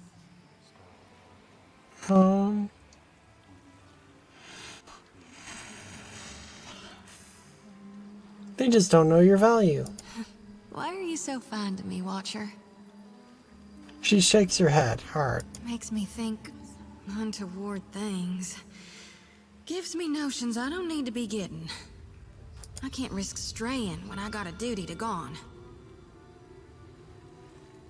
Eothas nods, a quiet smile etched across his lips. Came here to cleanse your soul? Alright. Yeah, I'm ready. I've done this before, but never with such a full lantern. You may want to stand back. The experience can be somewhat intense. Kneeling before the statue of Gon, Shodi sets her lanterns between her legs. Head bowed, she presses both palms to the copper cage. A low chant lilts from her lips. As it grows louder, the light from her lantern grows brighter, as does the lantern of the statue of Gon holds in a skeleton hand. Two lights flash in rhythm with the chant, resonating with each other, twin heartbeats that pound faster and stronger until the light from Gon's lantern bursts outward with a shower of violet-hued rays. The essence bathes Shodi's bent form, making her bolt upright as a cry escapes her. Don't know if I feel cleaner, but I feel something. Blessed for sure. Shodi offers you a half smile as she retrieves her lanterns, trembling fingers curling against the gleaming metal cage. Let's just hope it lasts. Because my lantern feels as heavy as ever. Full to brimming with essence. Like dark water spilling over my mind.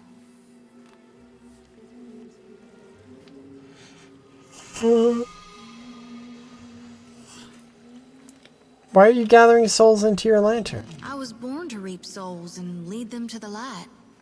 Eothas tenses fingers and smiles. Now with Eothas dead, and these dire visions, I think I need to shield them from a hell gone dark. But the more I gather, the more my mind turns to tatters.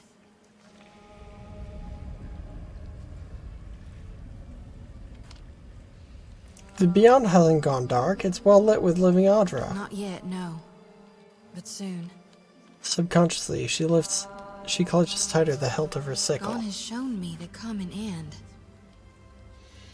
You should amass as many souls as you can before it's too late. God knows I'm trying. It ain't so easy. Her fingers smooth along the flat of her sickle as she sighs. You could help. Give me a holler when a lost soul is near.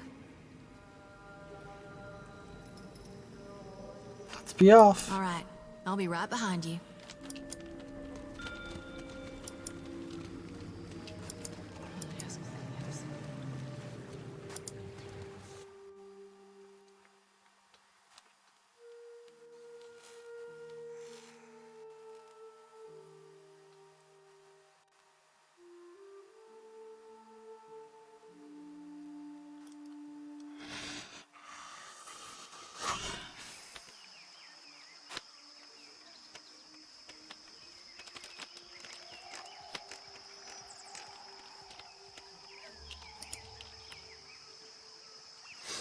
Okay. So now I want to go back to Old Town and put the shell in the thing.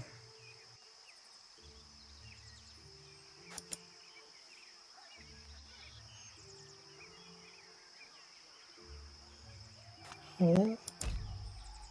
Oh.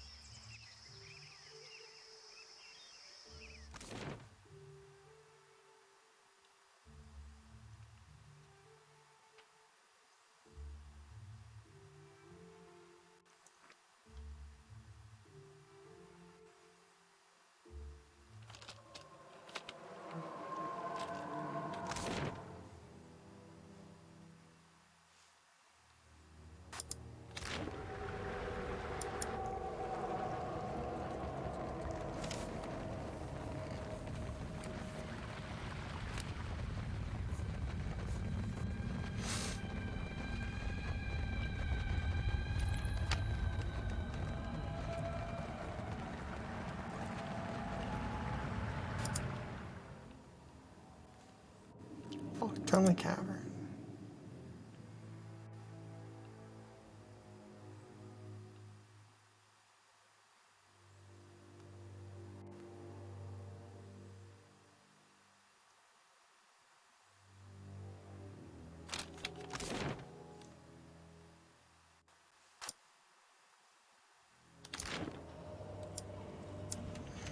Wasn't it? That was the one I left by.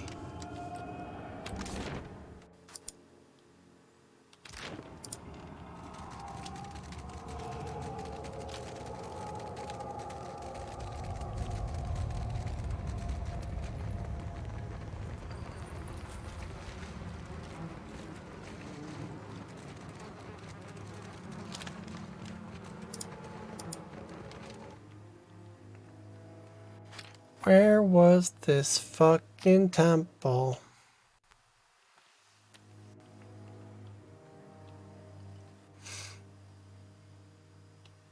I gotta find it.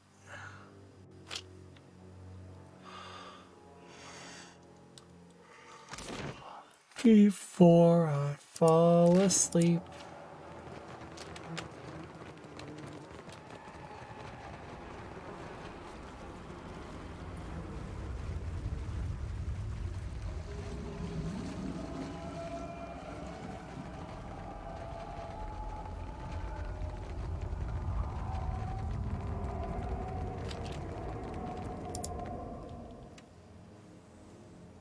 Continue.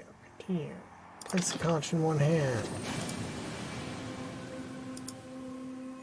Place the second conch in the other hand.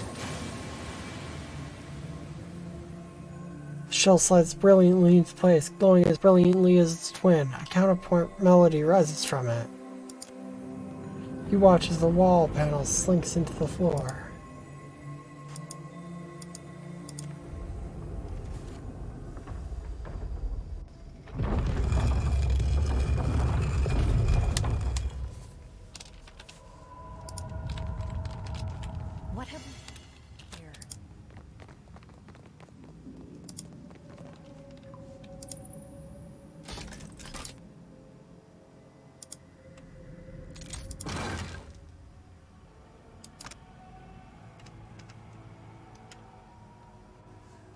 Soul Strike?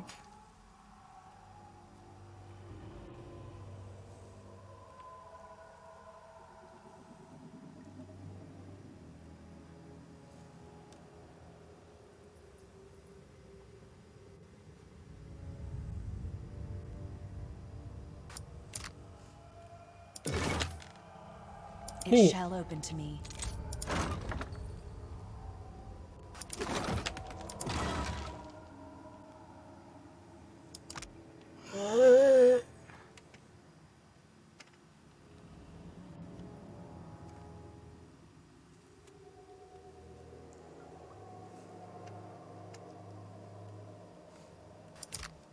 Okay.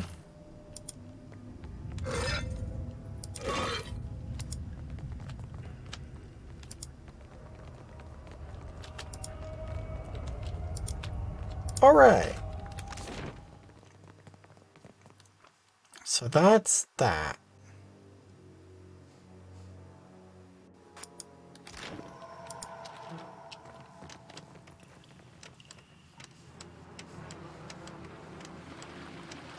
Surprised I haven't leveled up. I've been doing shit.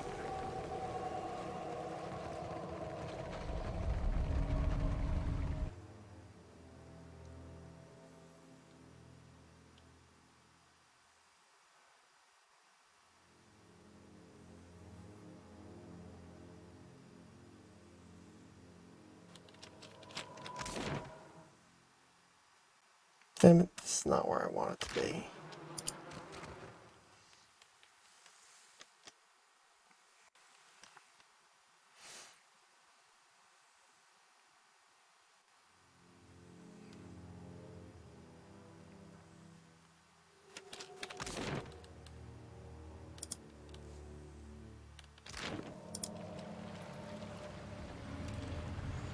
So it seems it's pretty clear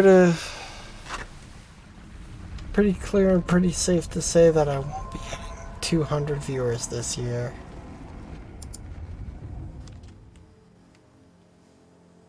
Oh, not the steps.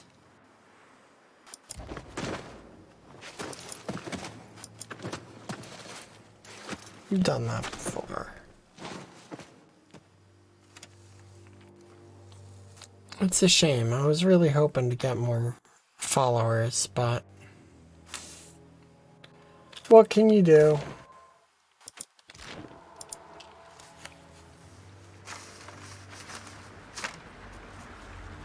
The answer is stream better games, but fuck if I know what those are.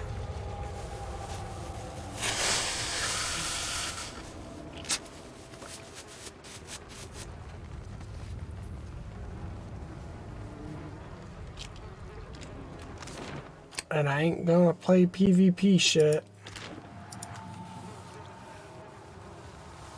'Cause I hate it.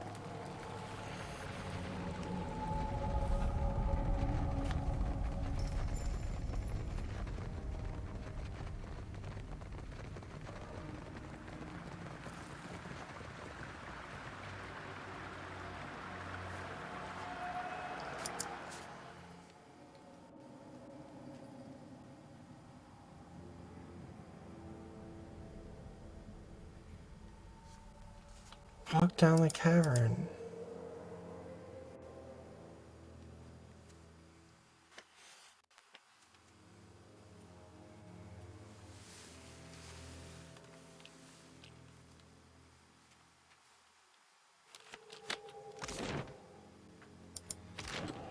Well, I guess I'm going through the pirate town again. Hopefully everyone there is still dead so I don't get even more negative pirate cred. Hello? The elf jumps back as soon as the door opens. She has her weapon raised, ready to attack, but seeing you, she slowly lowers it. I used to court a girl who did that whenever I stopped by. Miss her. It's you. But how'd you get through there? She peers through the door, looking at the shrine on the other side. Is that it? She growls in exasperation, looking past you. What exactly are you looking for? There's an old temple of Andra. Dario said it was just past this door. She looks around as if hoping to find something she missed.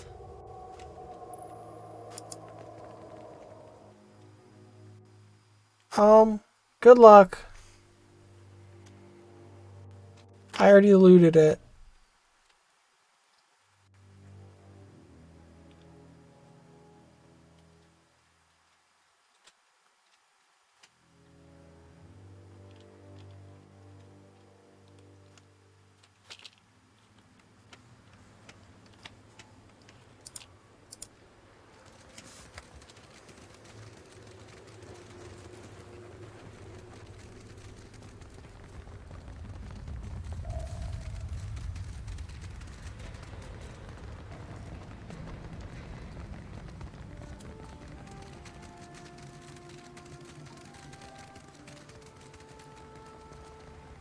Okay, no more murder necessary. That's good.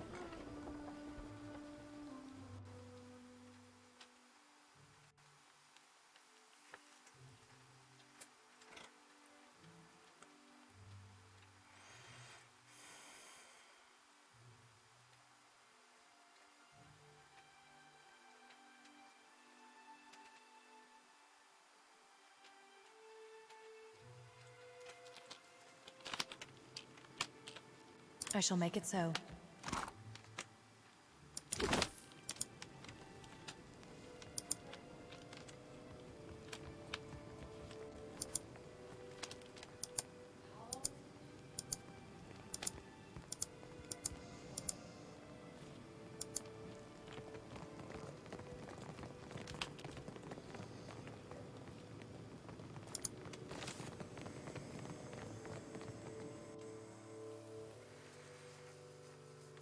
Go to the gullet.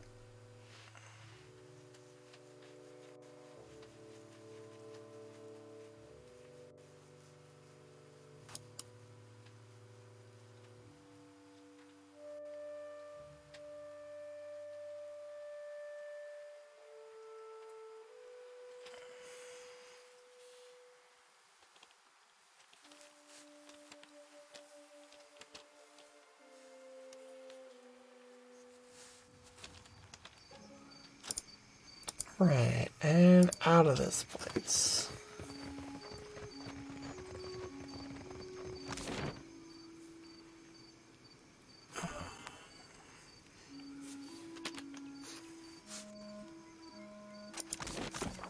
What quests do I have?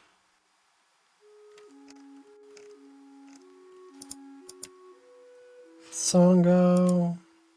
Don't want to go there. Fort Deadlight. Dunnage.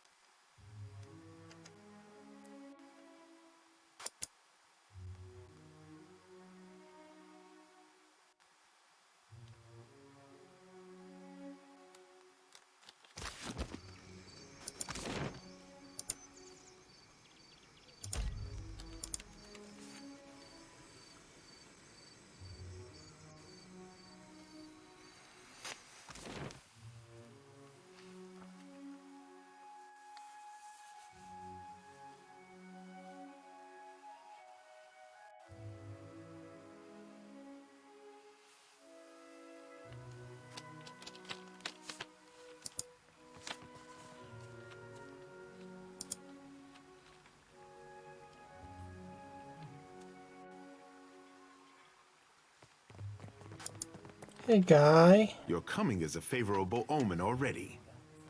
Prince nods and crosses his arm, a self-satisfied smile on his lips. How's that? You happen by a time when our rivals bicker and tear at each other's throats. I say the gods have sent us a rare gift wearing a familiar face. Aruhi Plants his hands on his hips and nods. Bow, honored to meet you. Save your manners for my sister. Kohopa fashioned me for the arena, not the court. I will not paddle around the island. My sister wants to know if you are as useful as you are disruptive. She trusts me to judge this. You did not come this far to serve the crown, I say. But sailing is an expensive hobby. Loyal service can keep your galley stocked. Have any problems with loyalty lately? Neketaka is a city of friends, I say. We exchange so much between districts. His smile tightens to a hard line. Even my sister's advisors dine at the officers' lounge and indulge at the wild mare. He grimaces and looks away. Take it you prefer friends to remain close. Here in Serpent's Crown, I can guarantee safety, but cavorting with outsiders, Akira, that is open water. He opens his palm and sighs. A helpful warning, Herald of Bereth, from one friend to another.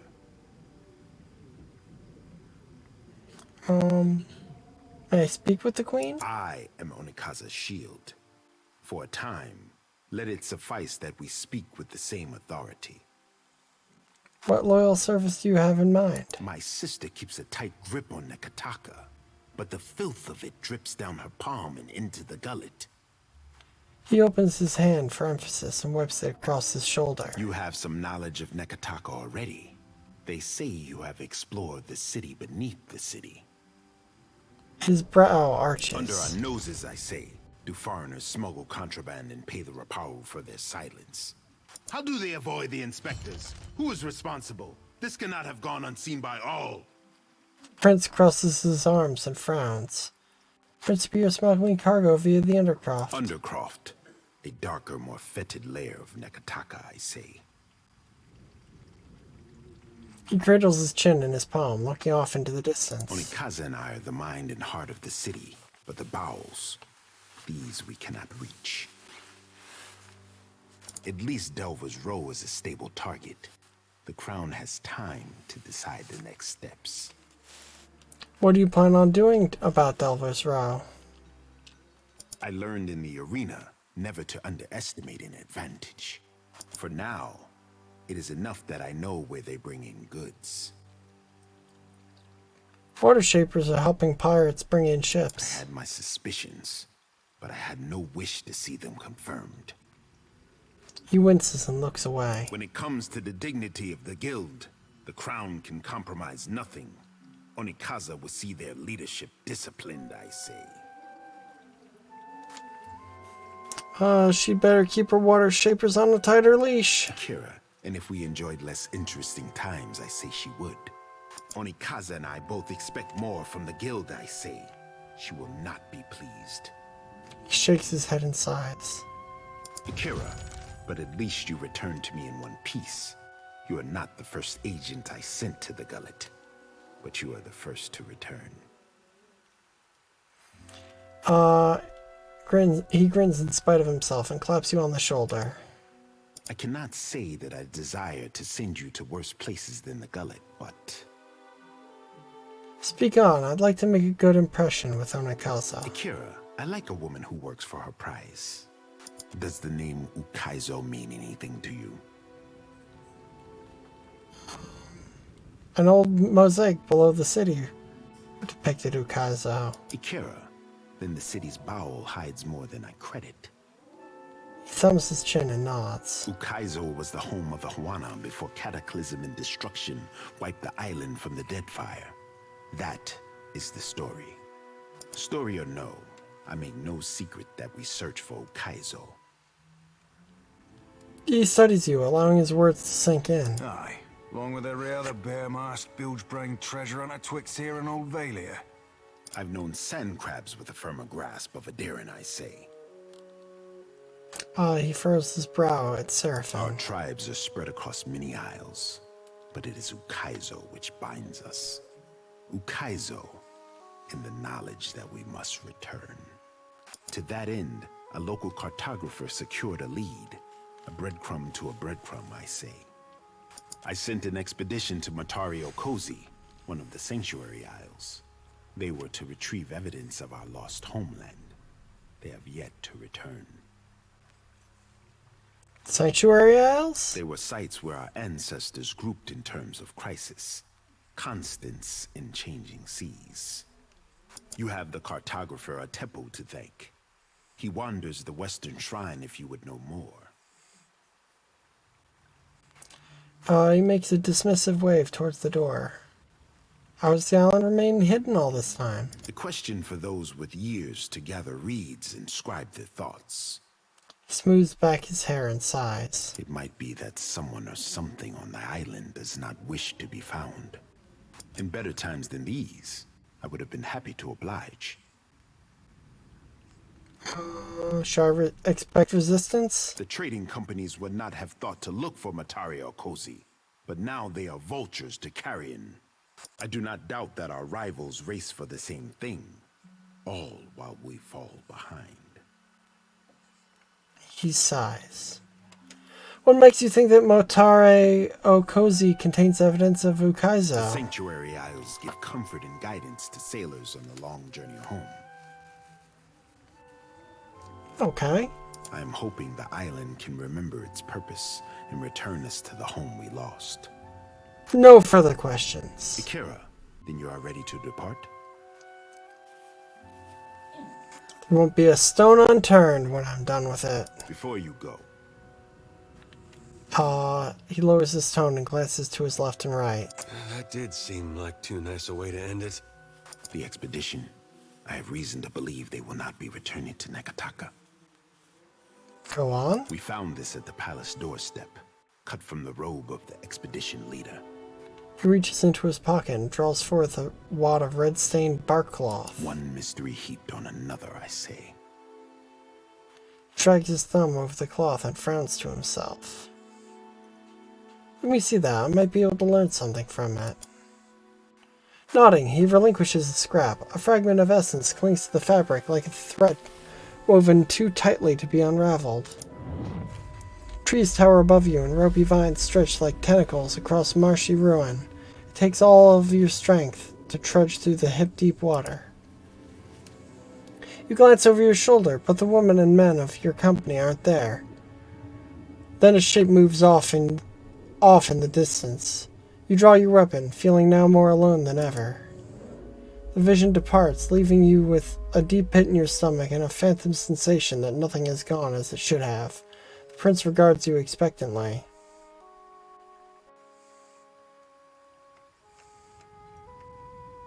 The owner of this robe is surely dead. Hold out hope for the rest. Kira, that is something, I say. Take care if you alight on Matario Cozy. My fear is that the island is sanctuary no more. Sighing, the prince folds the cloth with reverence. Prepare yourself for a hard voyage northeast of Neketaka. Matario Cozy is nestled in the Kua Rokuhu Islands. In Of the course. midst of a landmass that resembles a storm, like the fall of Ukaizo locked in time. He bites his thumbnail and turns away, lost in thought. Hey, Cap, be reminding me to drop anchor at the next brothel we pass. Some things I aim to be given a try before you go getting us all good and killed. He rubs the scarred bridge of his nose. And we all level up.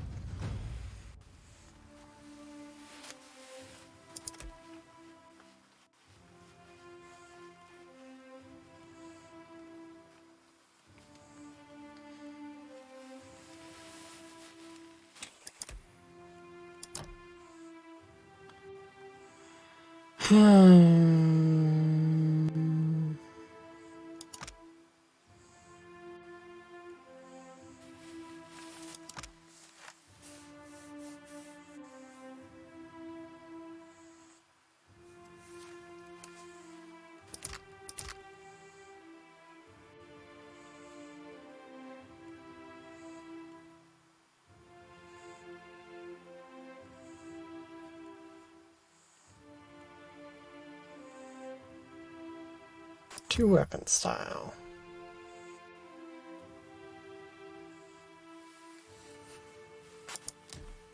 Why did I not already have that?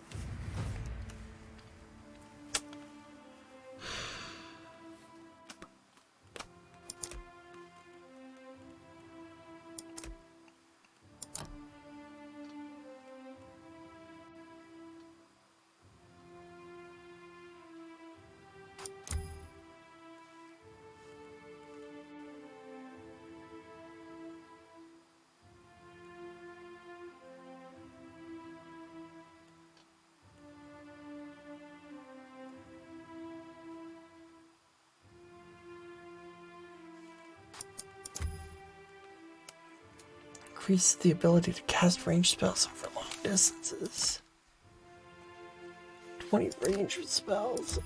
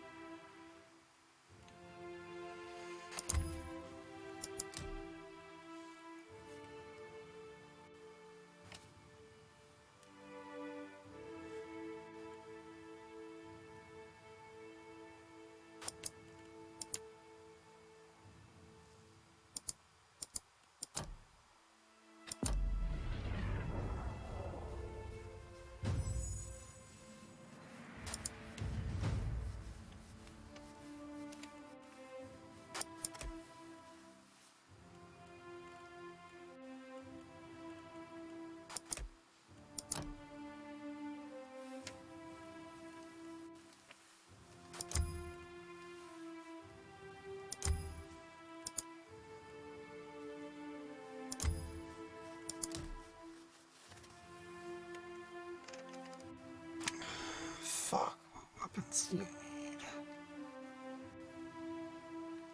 What weapons do I have that would be cool for you? Arquebus.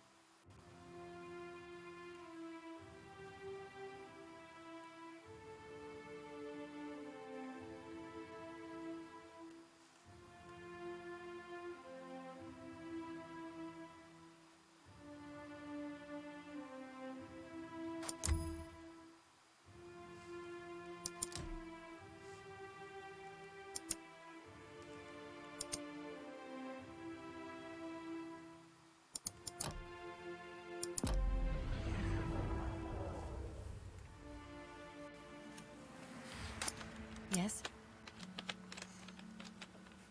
Do not leave me in suspense, I say. Have you found Matario Cozy? I have other questions. If you have questions, the royal brother will hear you. We should talk about the food shortage in the gullet. Shortage? Are the Raparu not fed the leavings of the Quaru and Mataru?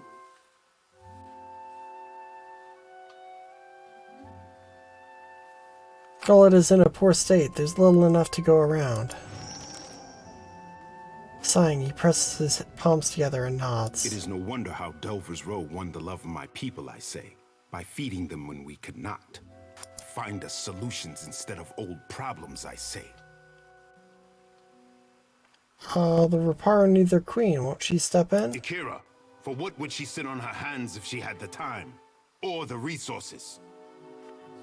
He pierces you with an annoyed look. The tribes beyond our city look to her as well, and the problems are as numerous as fish in the sea. Again, you bring this up. Speak on, I say.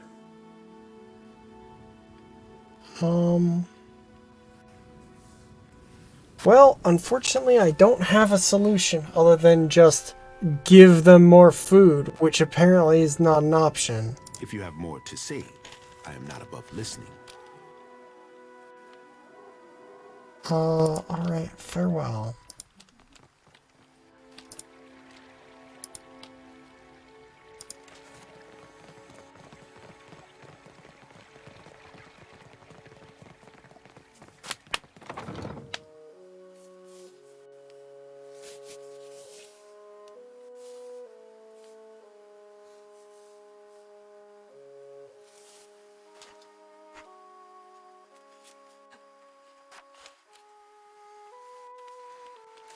Okay. So I think I'm just about done with this fucking city.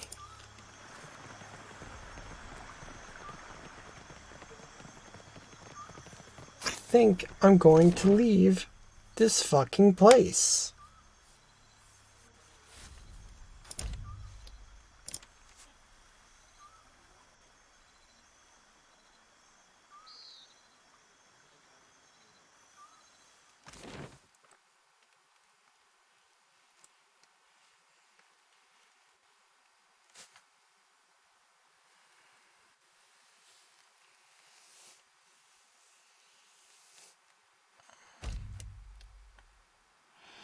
As you ready your ship, a cloaked figure mounts the gangplank and roughly forces a burned book in your hand. They turn and depart without a word.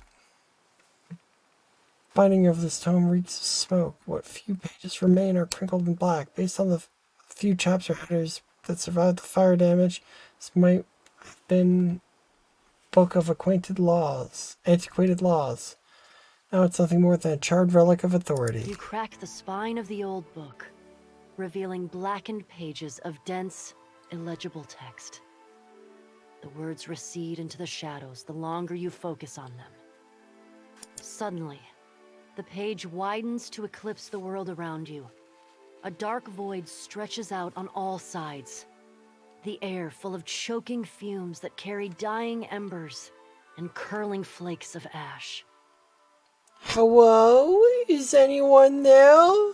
Something stirs in the darkness. An old woman steps forward, leering down at you from on high. Her smile is toothy and cruel. Her cheeks warp around it like melted candle wax. I'm so glad that my messenger tracked you down. These days it's impossible to find good help.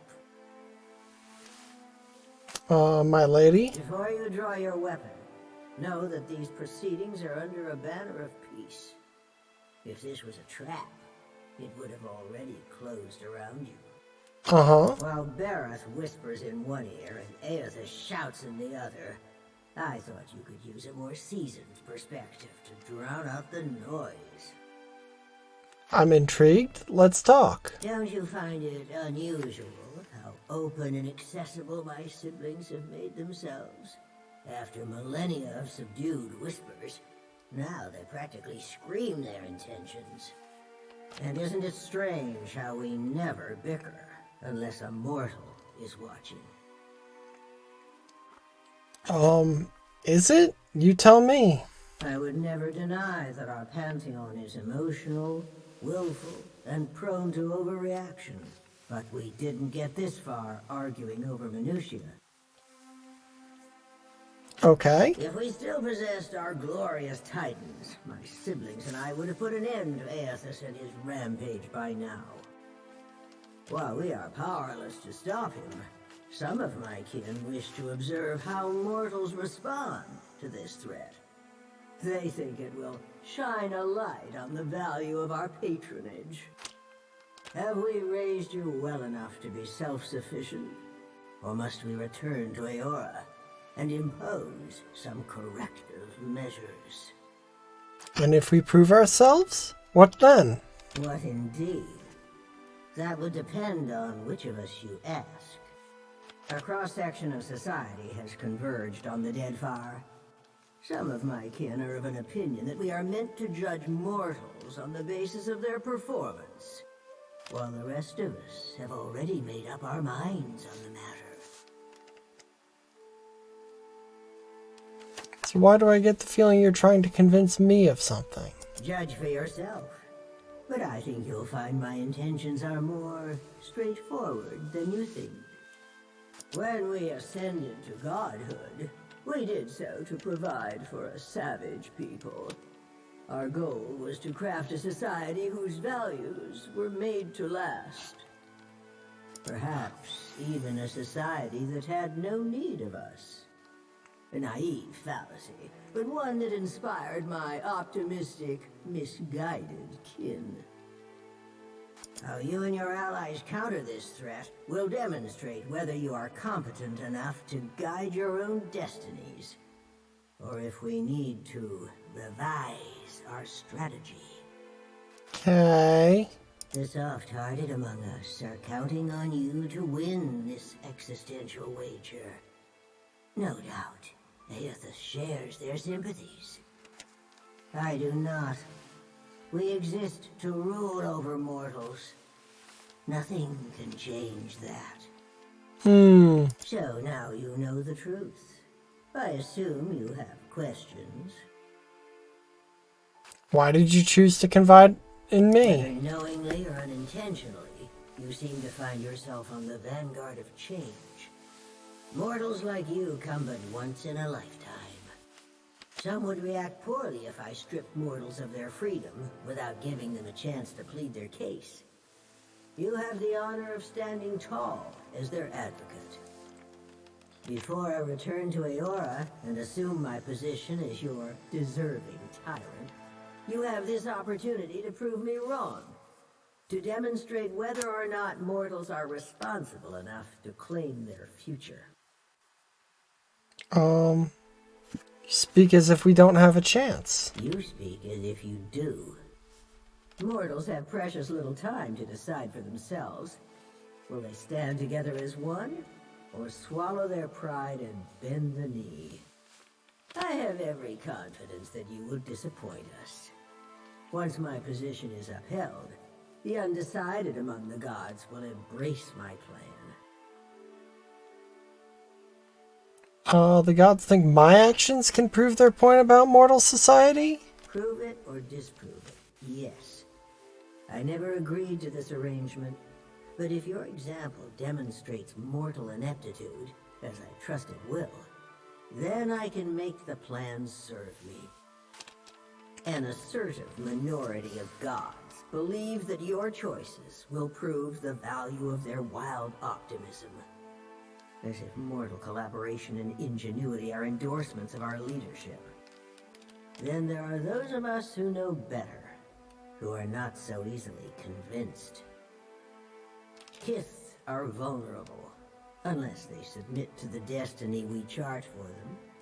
Thinking otherwise can only breed dissent and chaos.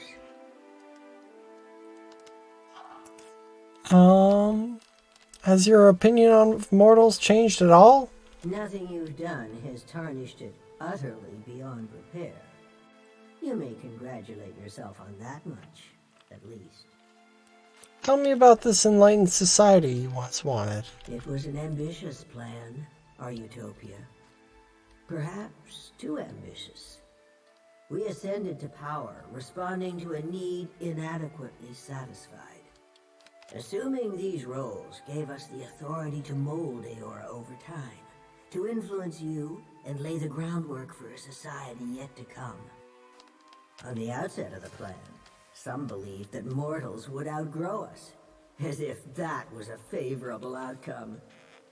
To me, our eternal pantheon was always a critical fixture.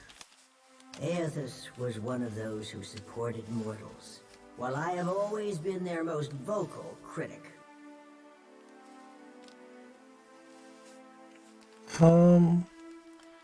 Doesn't this social engineering plan seem counterintuitive? You mean gods crafting a godless world? Naturally. My siblings desire to influence mortals and steer them in a proper direction, even if that direction led to places we could not follow. I have no intention of being left behind. Society would unravel without its queen to impose strict order.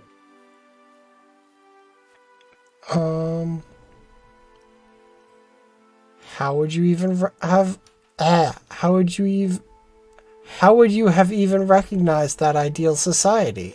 A valid, self-defeating question, and one which I posed often. We assumed that they, whoever they were, would reveal themselves to us. Rational government would rule in our stead, leaving churches vacant. Thanks to Eothas, we're pulling the dough from the oven before it's had a chance to fully rise. You unfortunate bastards never had the chance to prove me wrong.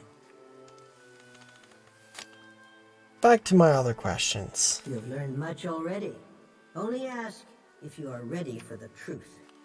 I want to talk about the wheel and your rise to godhood. The wheel is our shared responsibility, and each of us serves it in our own fashion.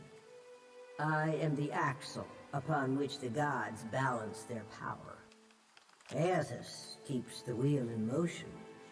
He was our promise to mortals that time and labor would yield a deserving reward on the next turning of the cycle.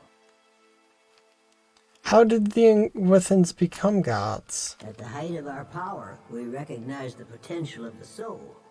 We knew that it could be bound, split apart, diverted like a river, and hammered together.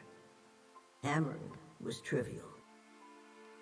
Those of us who agreed with the Apotheosis Project, and many who did not, submitted to a violent and horrible erasure of our individuality. After the dust settled, we adopted the forms of beings from Eora's most prevalent myths. There were other faiths and legends, but we labored to strike their names from history. How exactly does the wheel function? Much of reincarnation's mechanism exists in the idea space of the beyond. You wouldn't find a wall of cogs and levers unless we conjured one to illustrate a point. The wheel has but one material component in all of Eora. Something we built to channel essence through luminous Adra and into the beyond with reliable continuity. Before we intervened, the flow of essence was directionless, unpredictable. We succeeded in widening the gap, diverting it, giving it an efficient path to follow. Reincarnation existed before you, so why not just leave it alone? Before we took control of the wheel, reincarnation was error-prone, lacking forward momentum. Hollowborn were fairly common, and hardly the worst of the soul maladies. Control gave us the power to strengthen the souls of intelligent kith over generations. We made you wiser, stronger, more likely to develop the society we thought you deserved. Every turning of the cycle demonstrated the righteousness of my belief. Nature begets chaos, and discipline begets perfection. We'll speak again. Yes, I think we will.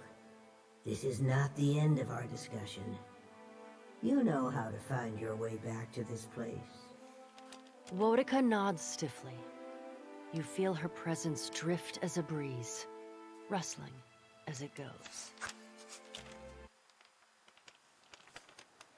Cool. Fuck, now where the fuck do I go?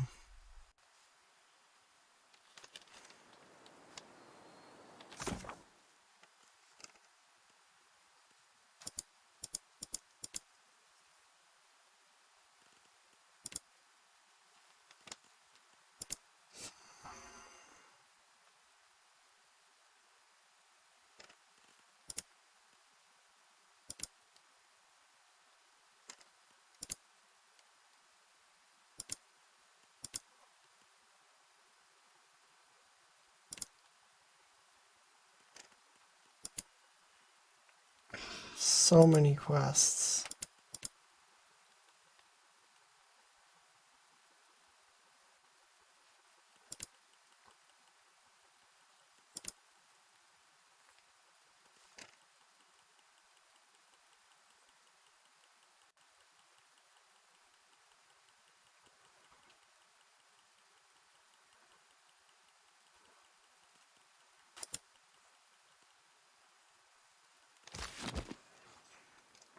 Guess let's go to Motare Okozi.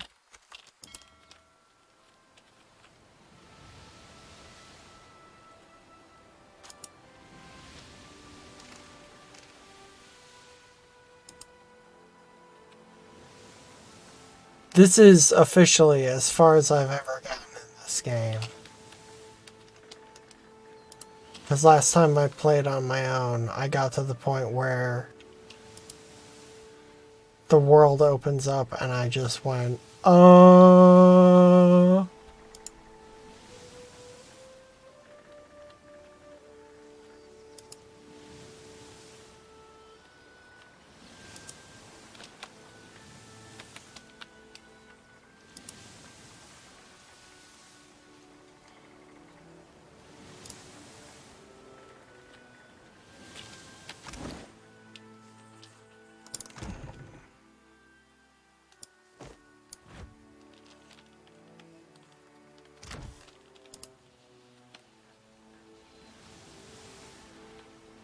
Didn't realize she wouldn't heal.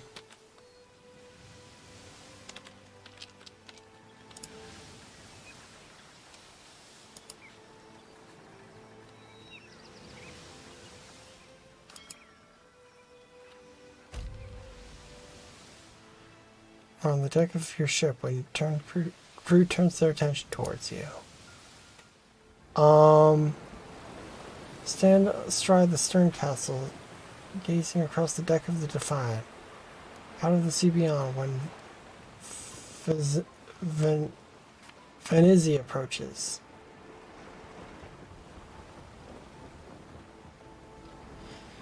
There's a problem, Captain. Arena's been helping themselves to extra rations of grog on account of their injuries. The whole crew knows and nobody's happy about it.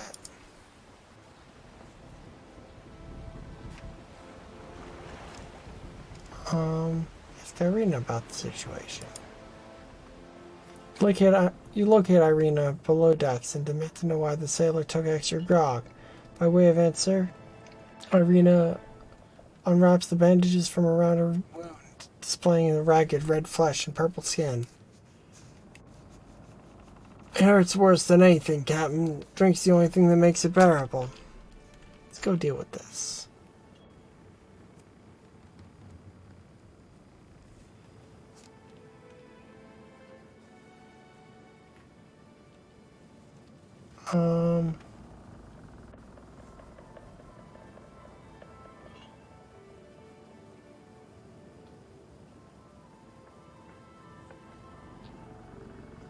Consider an unorthodox solution.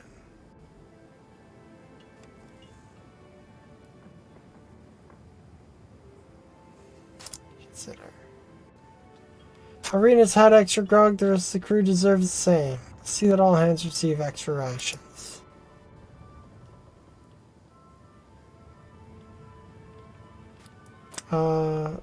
Venizzi blinks twice before the slow smile manifests.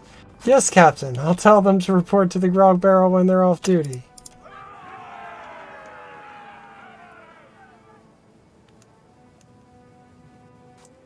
Along with the grog, any peace you hope to gain vanishes into the crew's revelry. They enjoy the merriment, and by the next morning none of them remember their resentment regarding Irina. Some of them remember very little at all. Okay.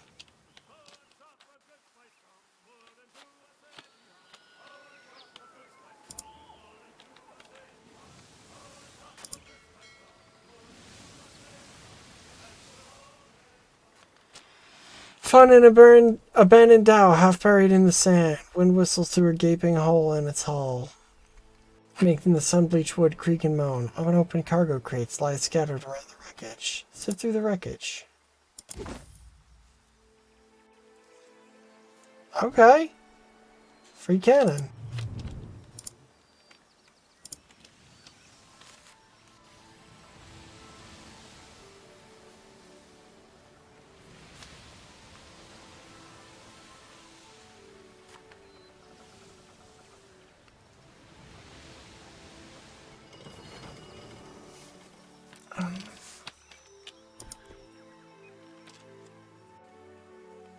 Disembark on a calm beach.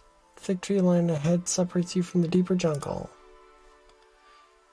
You see evidence that another landing party arrived here before. Booted tracks lead off into the jungle, though it doesn't look as if anyone returned this way. Here at the tree line. Between the shadows you catch glimpses of shadow. Between the trees you cast glimpses of shadows that shouldn't be there. You're not alone. I know you're out there. Let's talk about this.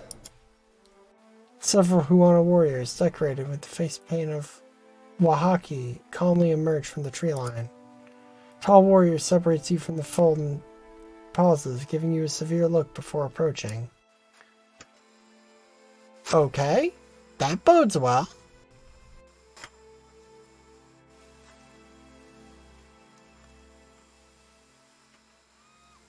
You have come to the wrong place, outsider.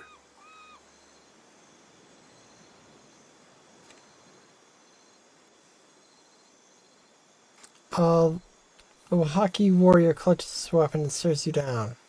Greetings! The touch of the gods does not grant you access to this island. In spite of his words, the Wahaki fighter swallows at you in awe. You cannot have business on Motare Okozi. Leave before I feed your bones to the jungle.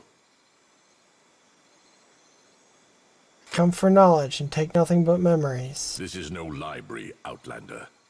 Death herself has touched this jungle. Something about your words causes temper to even out. It seems you intend on letting the island do our work for us. He lowers his spears and sighs, gesturing for the others to do the same. I thought my message to the Huana Prince was clear. He needs reminding that to trespass on the jungle ruin is a death sentence. What's so dangerous about Motare Okozi? We do not venture into the deeper jungle, but we know it for what it is.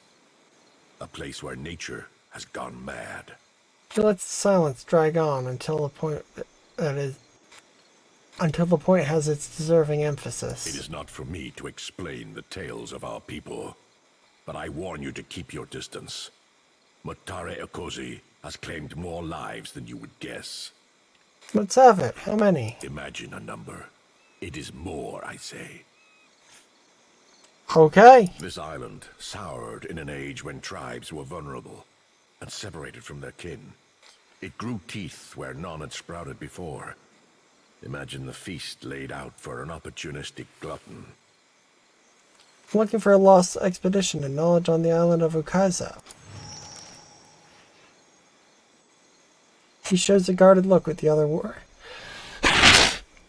warriors. Something private, buried under layers of exchanged looks and understanding, passes between them. You will find only bones and ruin, blighted with decay, and worse. Okay, sounds like fun. The jungle is fouled. Nature is wrong here, and your very presence makes her drool with hunger.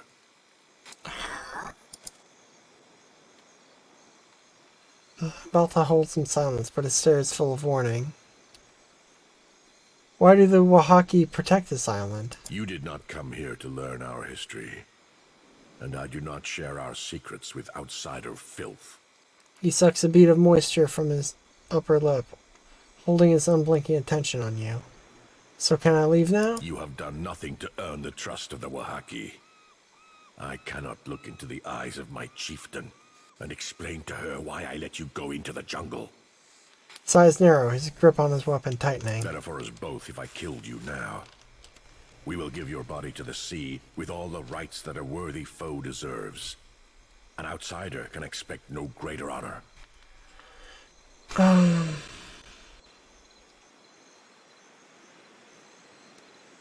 Nimbata nods to himself as he comes to terms with the simple inevitability. Suppose this is the end of our negotiations, then. You should thank me for sparing you a death at the hands of the jungle. Nimbata signals his warriors and attacks. Well, I didn't want to do it.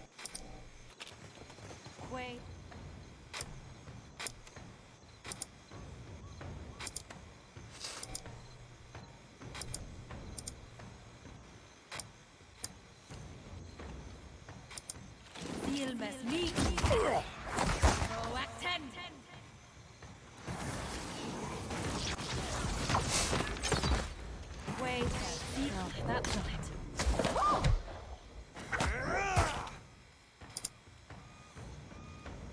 Finish them!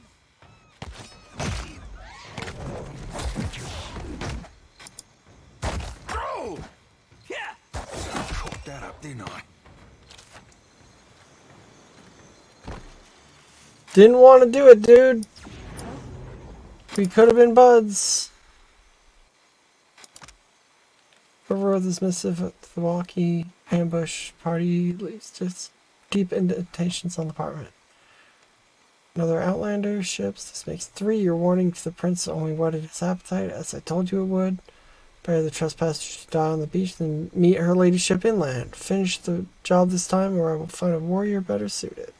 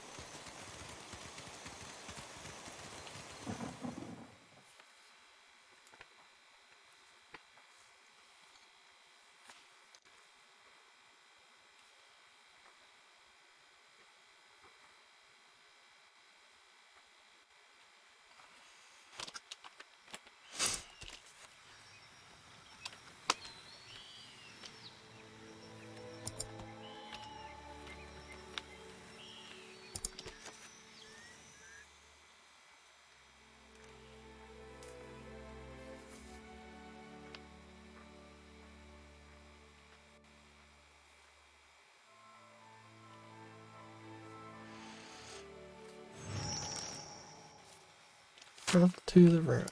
Search the ruins.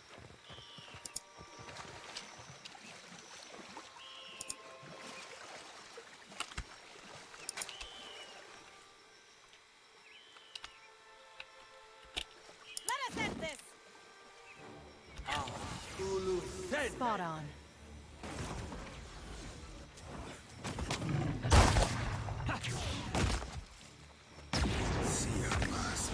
Wait, me too.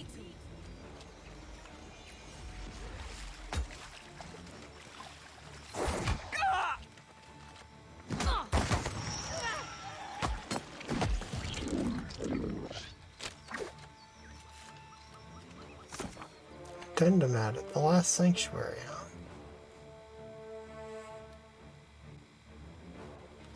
Could use something to put a little pep in my... Pep? Description of harvest of koiki blooms without toil. Fruit of the dead sustains the living.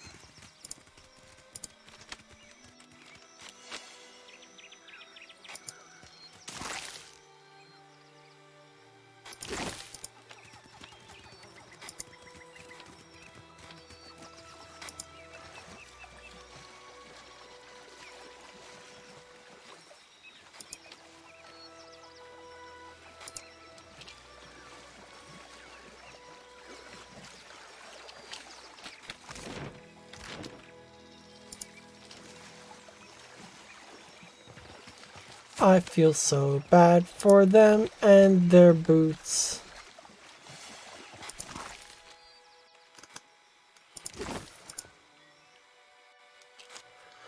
Bark of this tree is scratched and bruised, having a consistency similar to diseased flesh. Its roots bulge in seeping pustules.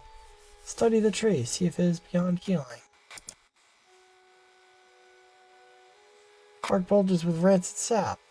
Life endures somewhere in the heart of this tree, but time and corruption have twisted it into a nearly unrecognizable form. Someone with connection to nature could reverse this damage. Well, I don't have a druid. Trespasser, vile defiler. Stench of rot hovers over the men. Where Pigra. She points a crooked wand-like finger at you and advances. Are you responsible for this blight? We do not speak to the fertilizer. She halts her step to regard you with an affronted snarl. You are nothing but water to feed our young, soil to birth our seed. She extends both of her arms and shrieks a high-pitched call. Vines uncoil from the ground beneath your feet and tense with hungry anticipation. Didn't come here looking for a fight. So, you're more than just some fool brawler, like all the rest. She pulls a ropey length of gore from between her fingers. She lowers it into her gaping mouth and chews thoughtfully. Then we will hearken to your chatter, for now.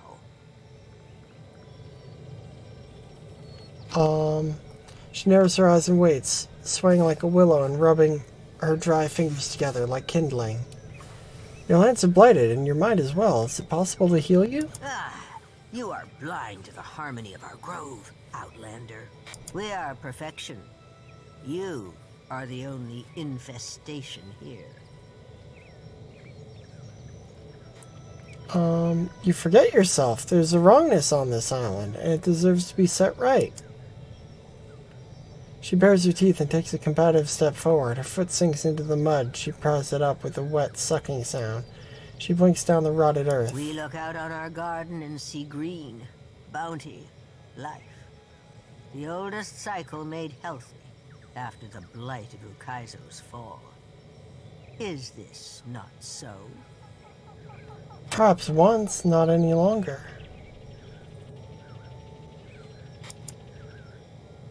She snarls, drawing her hand across her mouth and wiping away a line of sap. This brackish water.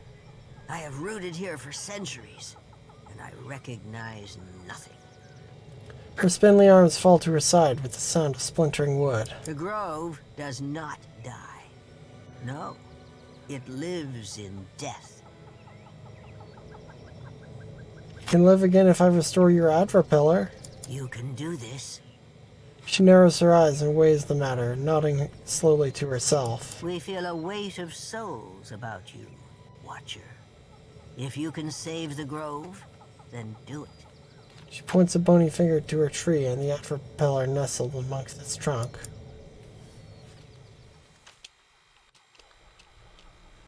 This corrupted tree bows crookedly under its own weight.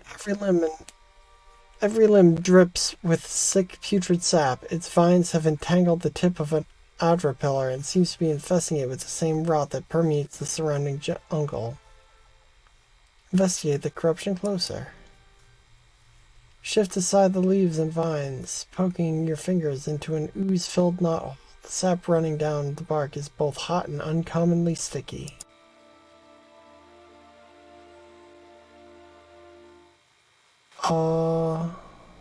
Down in its core, the tree is still green and alive. It won't be long before the whole organism becomes a ravening parasite, but it seems aware enough to slow that inevitable decline. Inspect the Adra pillar.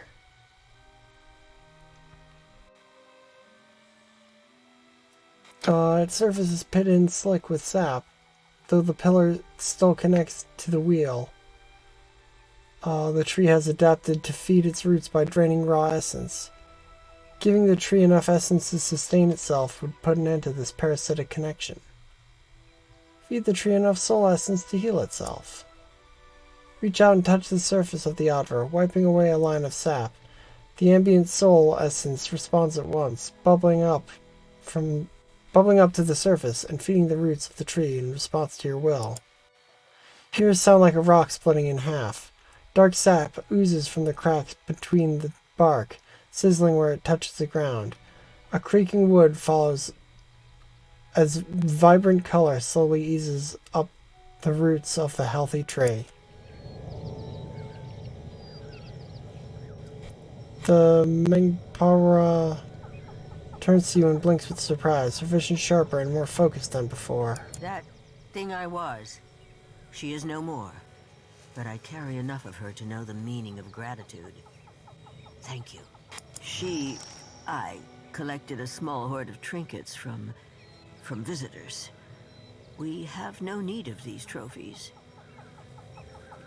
She gestures to the hollow of the tree, squinting at the bark, and she struggles to recognize her surroundings. What will you do now? This grove rotted a blink of an eye ago, by Aora's reckoning. I will grow and replenish what we lost. Fair?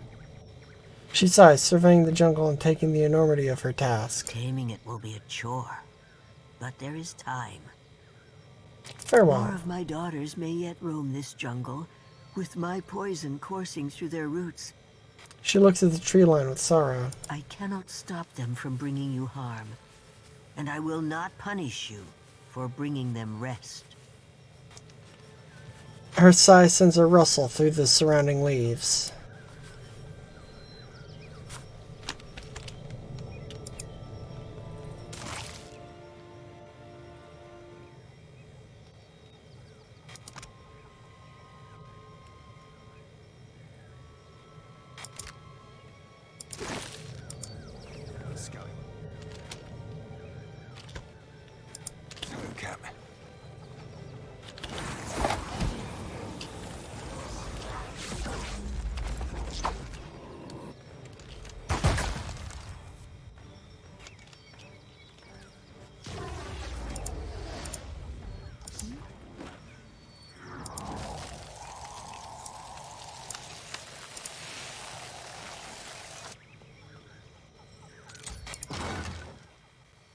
Free spider?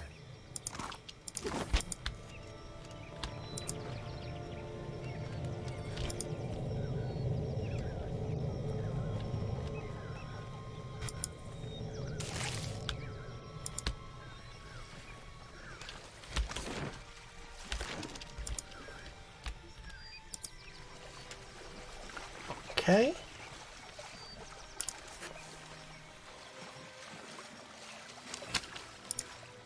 So that seems like that was a good thing to do.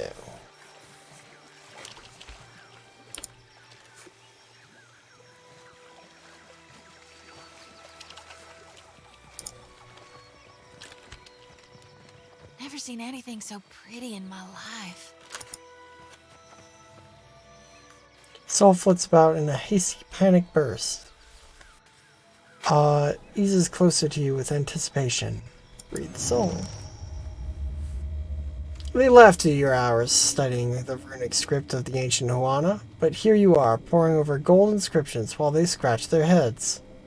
You promised yourself a good boast on the journey back to Neketaka.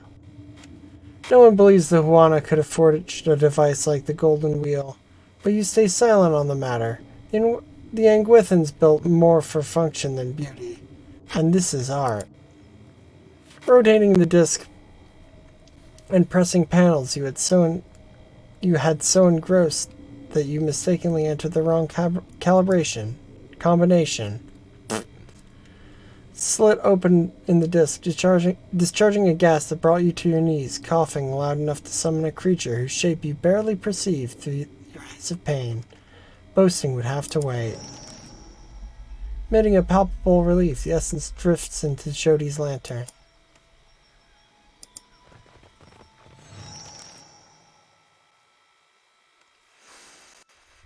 A massive golden disc is covered with intricate engravings and inscriptions. You were able to pick out symbols representing plants, wildlife, boats.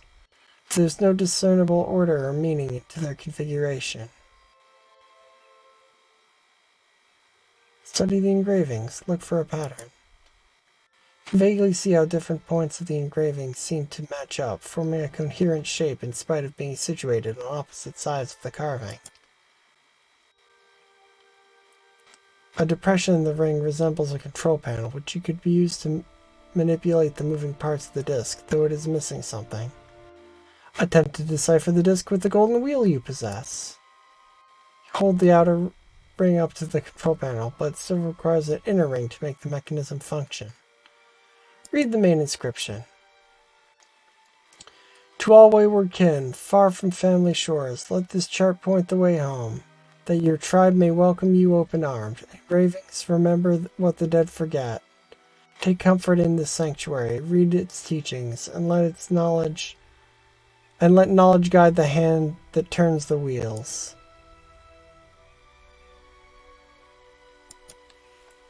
Okay.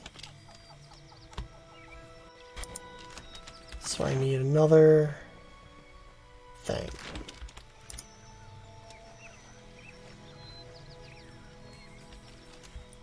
Lingering soul drifts in a hazy hypnotic faction. It does not know or care that life has been extinguished. Golden wheel weighs as much as Eothas' thumb, but you weren't leaving without a souvenir. Something to put a smile on Director Castell's face. Then your boots crunched a soft femur in half, and you remember, wasn't this island supposed to be abandoned? Maybe you didn't beat the Huana expedition in getting here. Suddenly the gold felt like dead weight. You rolled into a cave for safekeeping. You didn't make it 10 paces towards the beach before something big, all crooked limbs and fetid breath, plucked you off your feet. When she squeezed you like a dish rag over the patch of thirsty vines, you bled out so fast that you forgot to scream. Shodi throws out her lantern, and the light inside flares as another soul is harvested.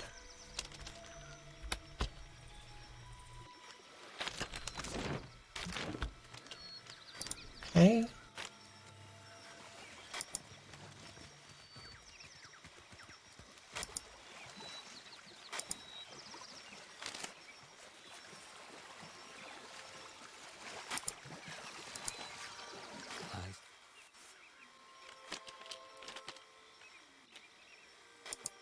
Trouble.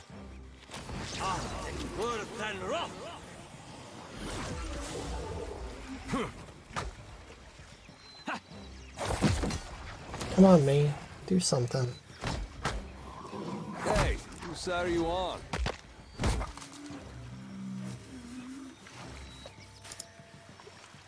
Very well. Finish them!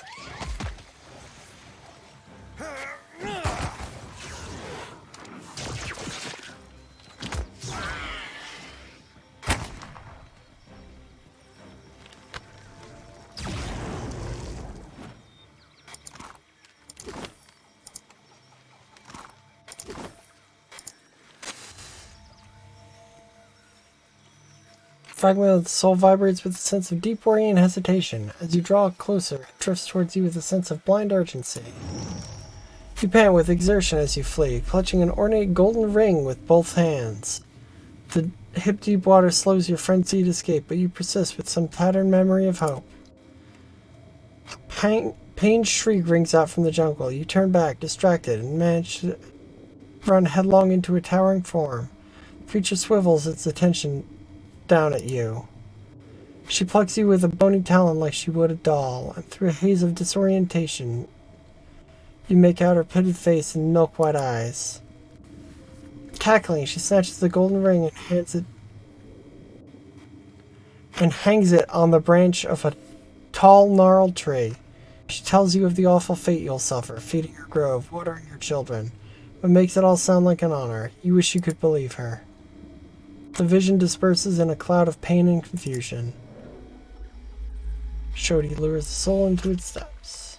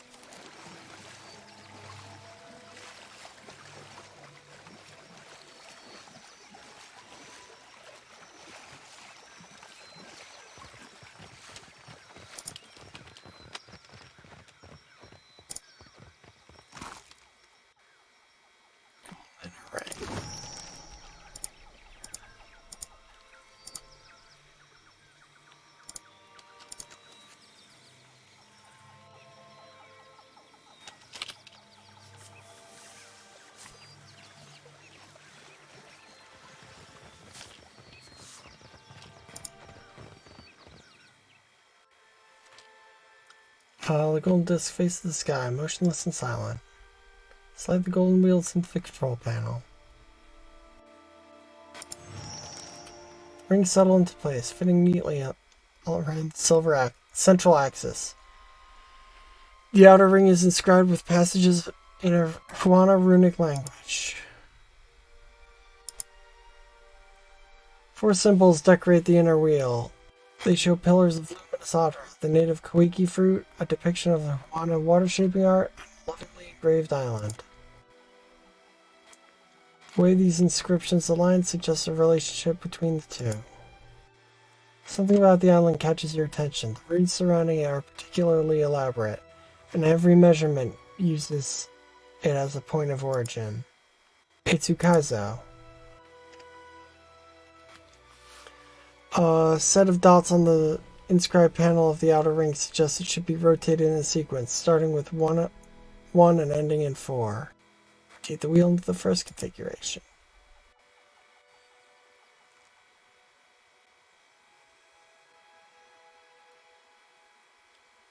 First inscription reads, though the roots grow from Rikuhu's lightless bowels, their yield is a welcome reprieve. The inner ring matches symbol in the inscription.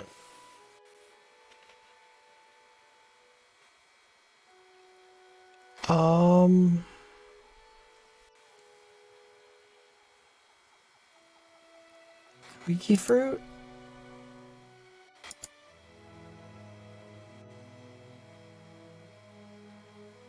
It's down on the metalwork. It works. Those are covenant to safeguard. Those petrified limbs are the health and safety of Deadfire.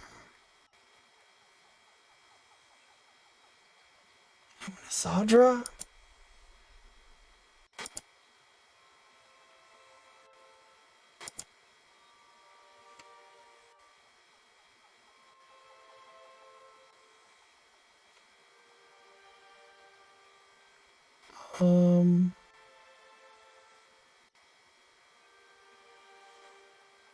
Water bending.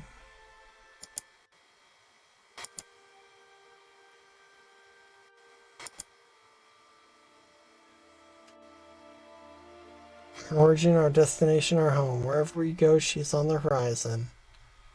Kaizo.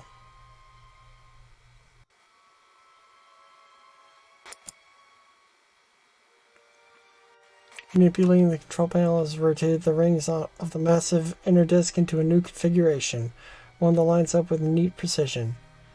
The engravings intersect in a manner that forms the shape of the Deadfire.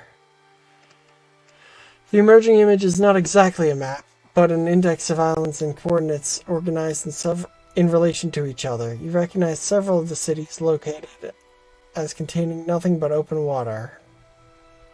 Cited locations as containing nothing but open water. Charting a path by this obsolete system would now be impossible. The word of Kaizo stands out amongst the other named islands. Take a rubbing of the disc in its completed form. Judging by your surroundings, the coordinate system has gone untouched for millennia. Your findings may be of interest to someone.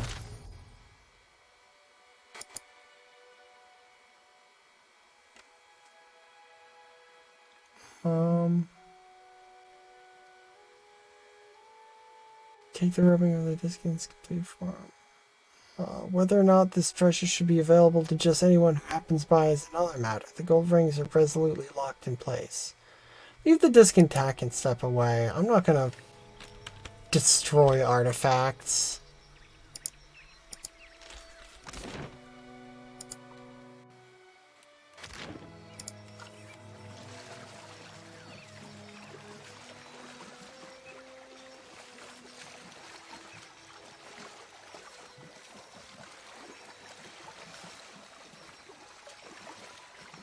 That would be a fucked up thing to do.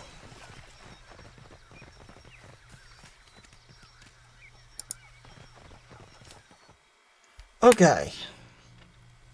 So, let's get back to our boat, and then we'll call it for the day.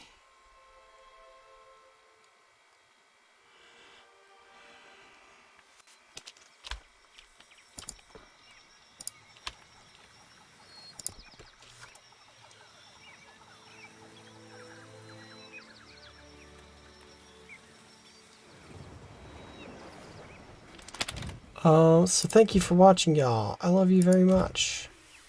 I'll see you next time. Remember, Black Lives Matter. Defund the police.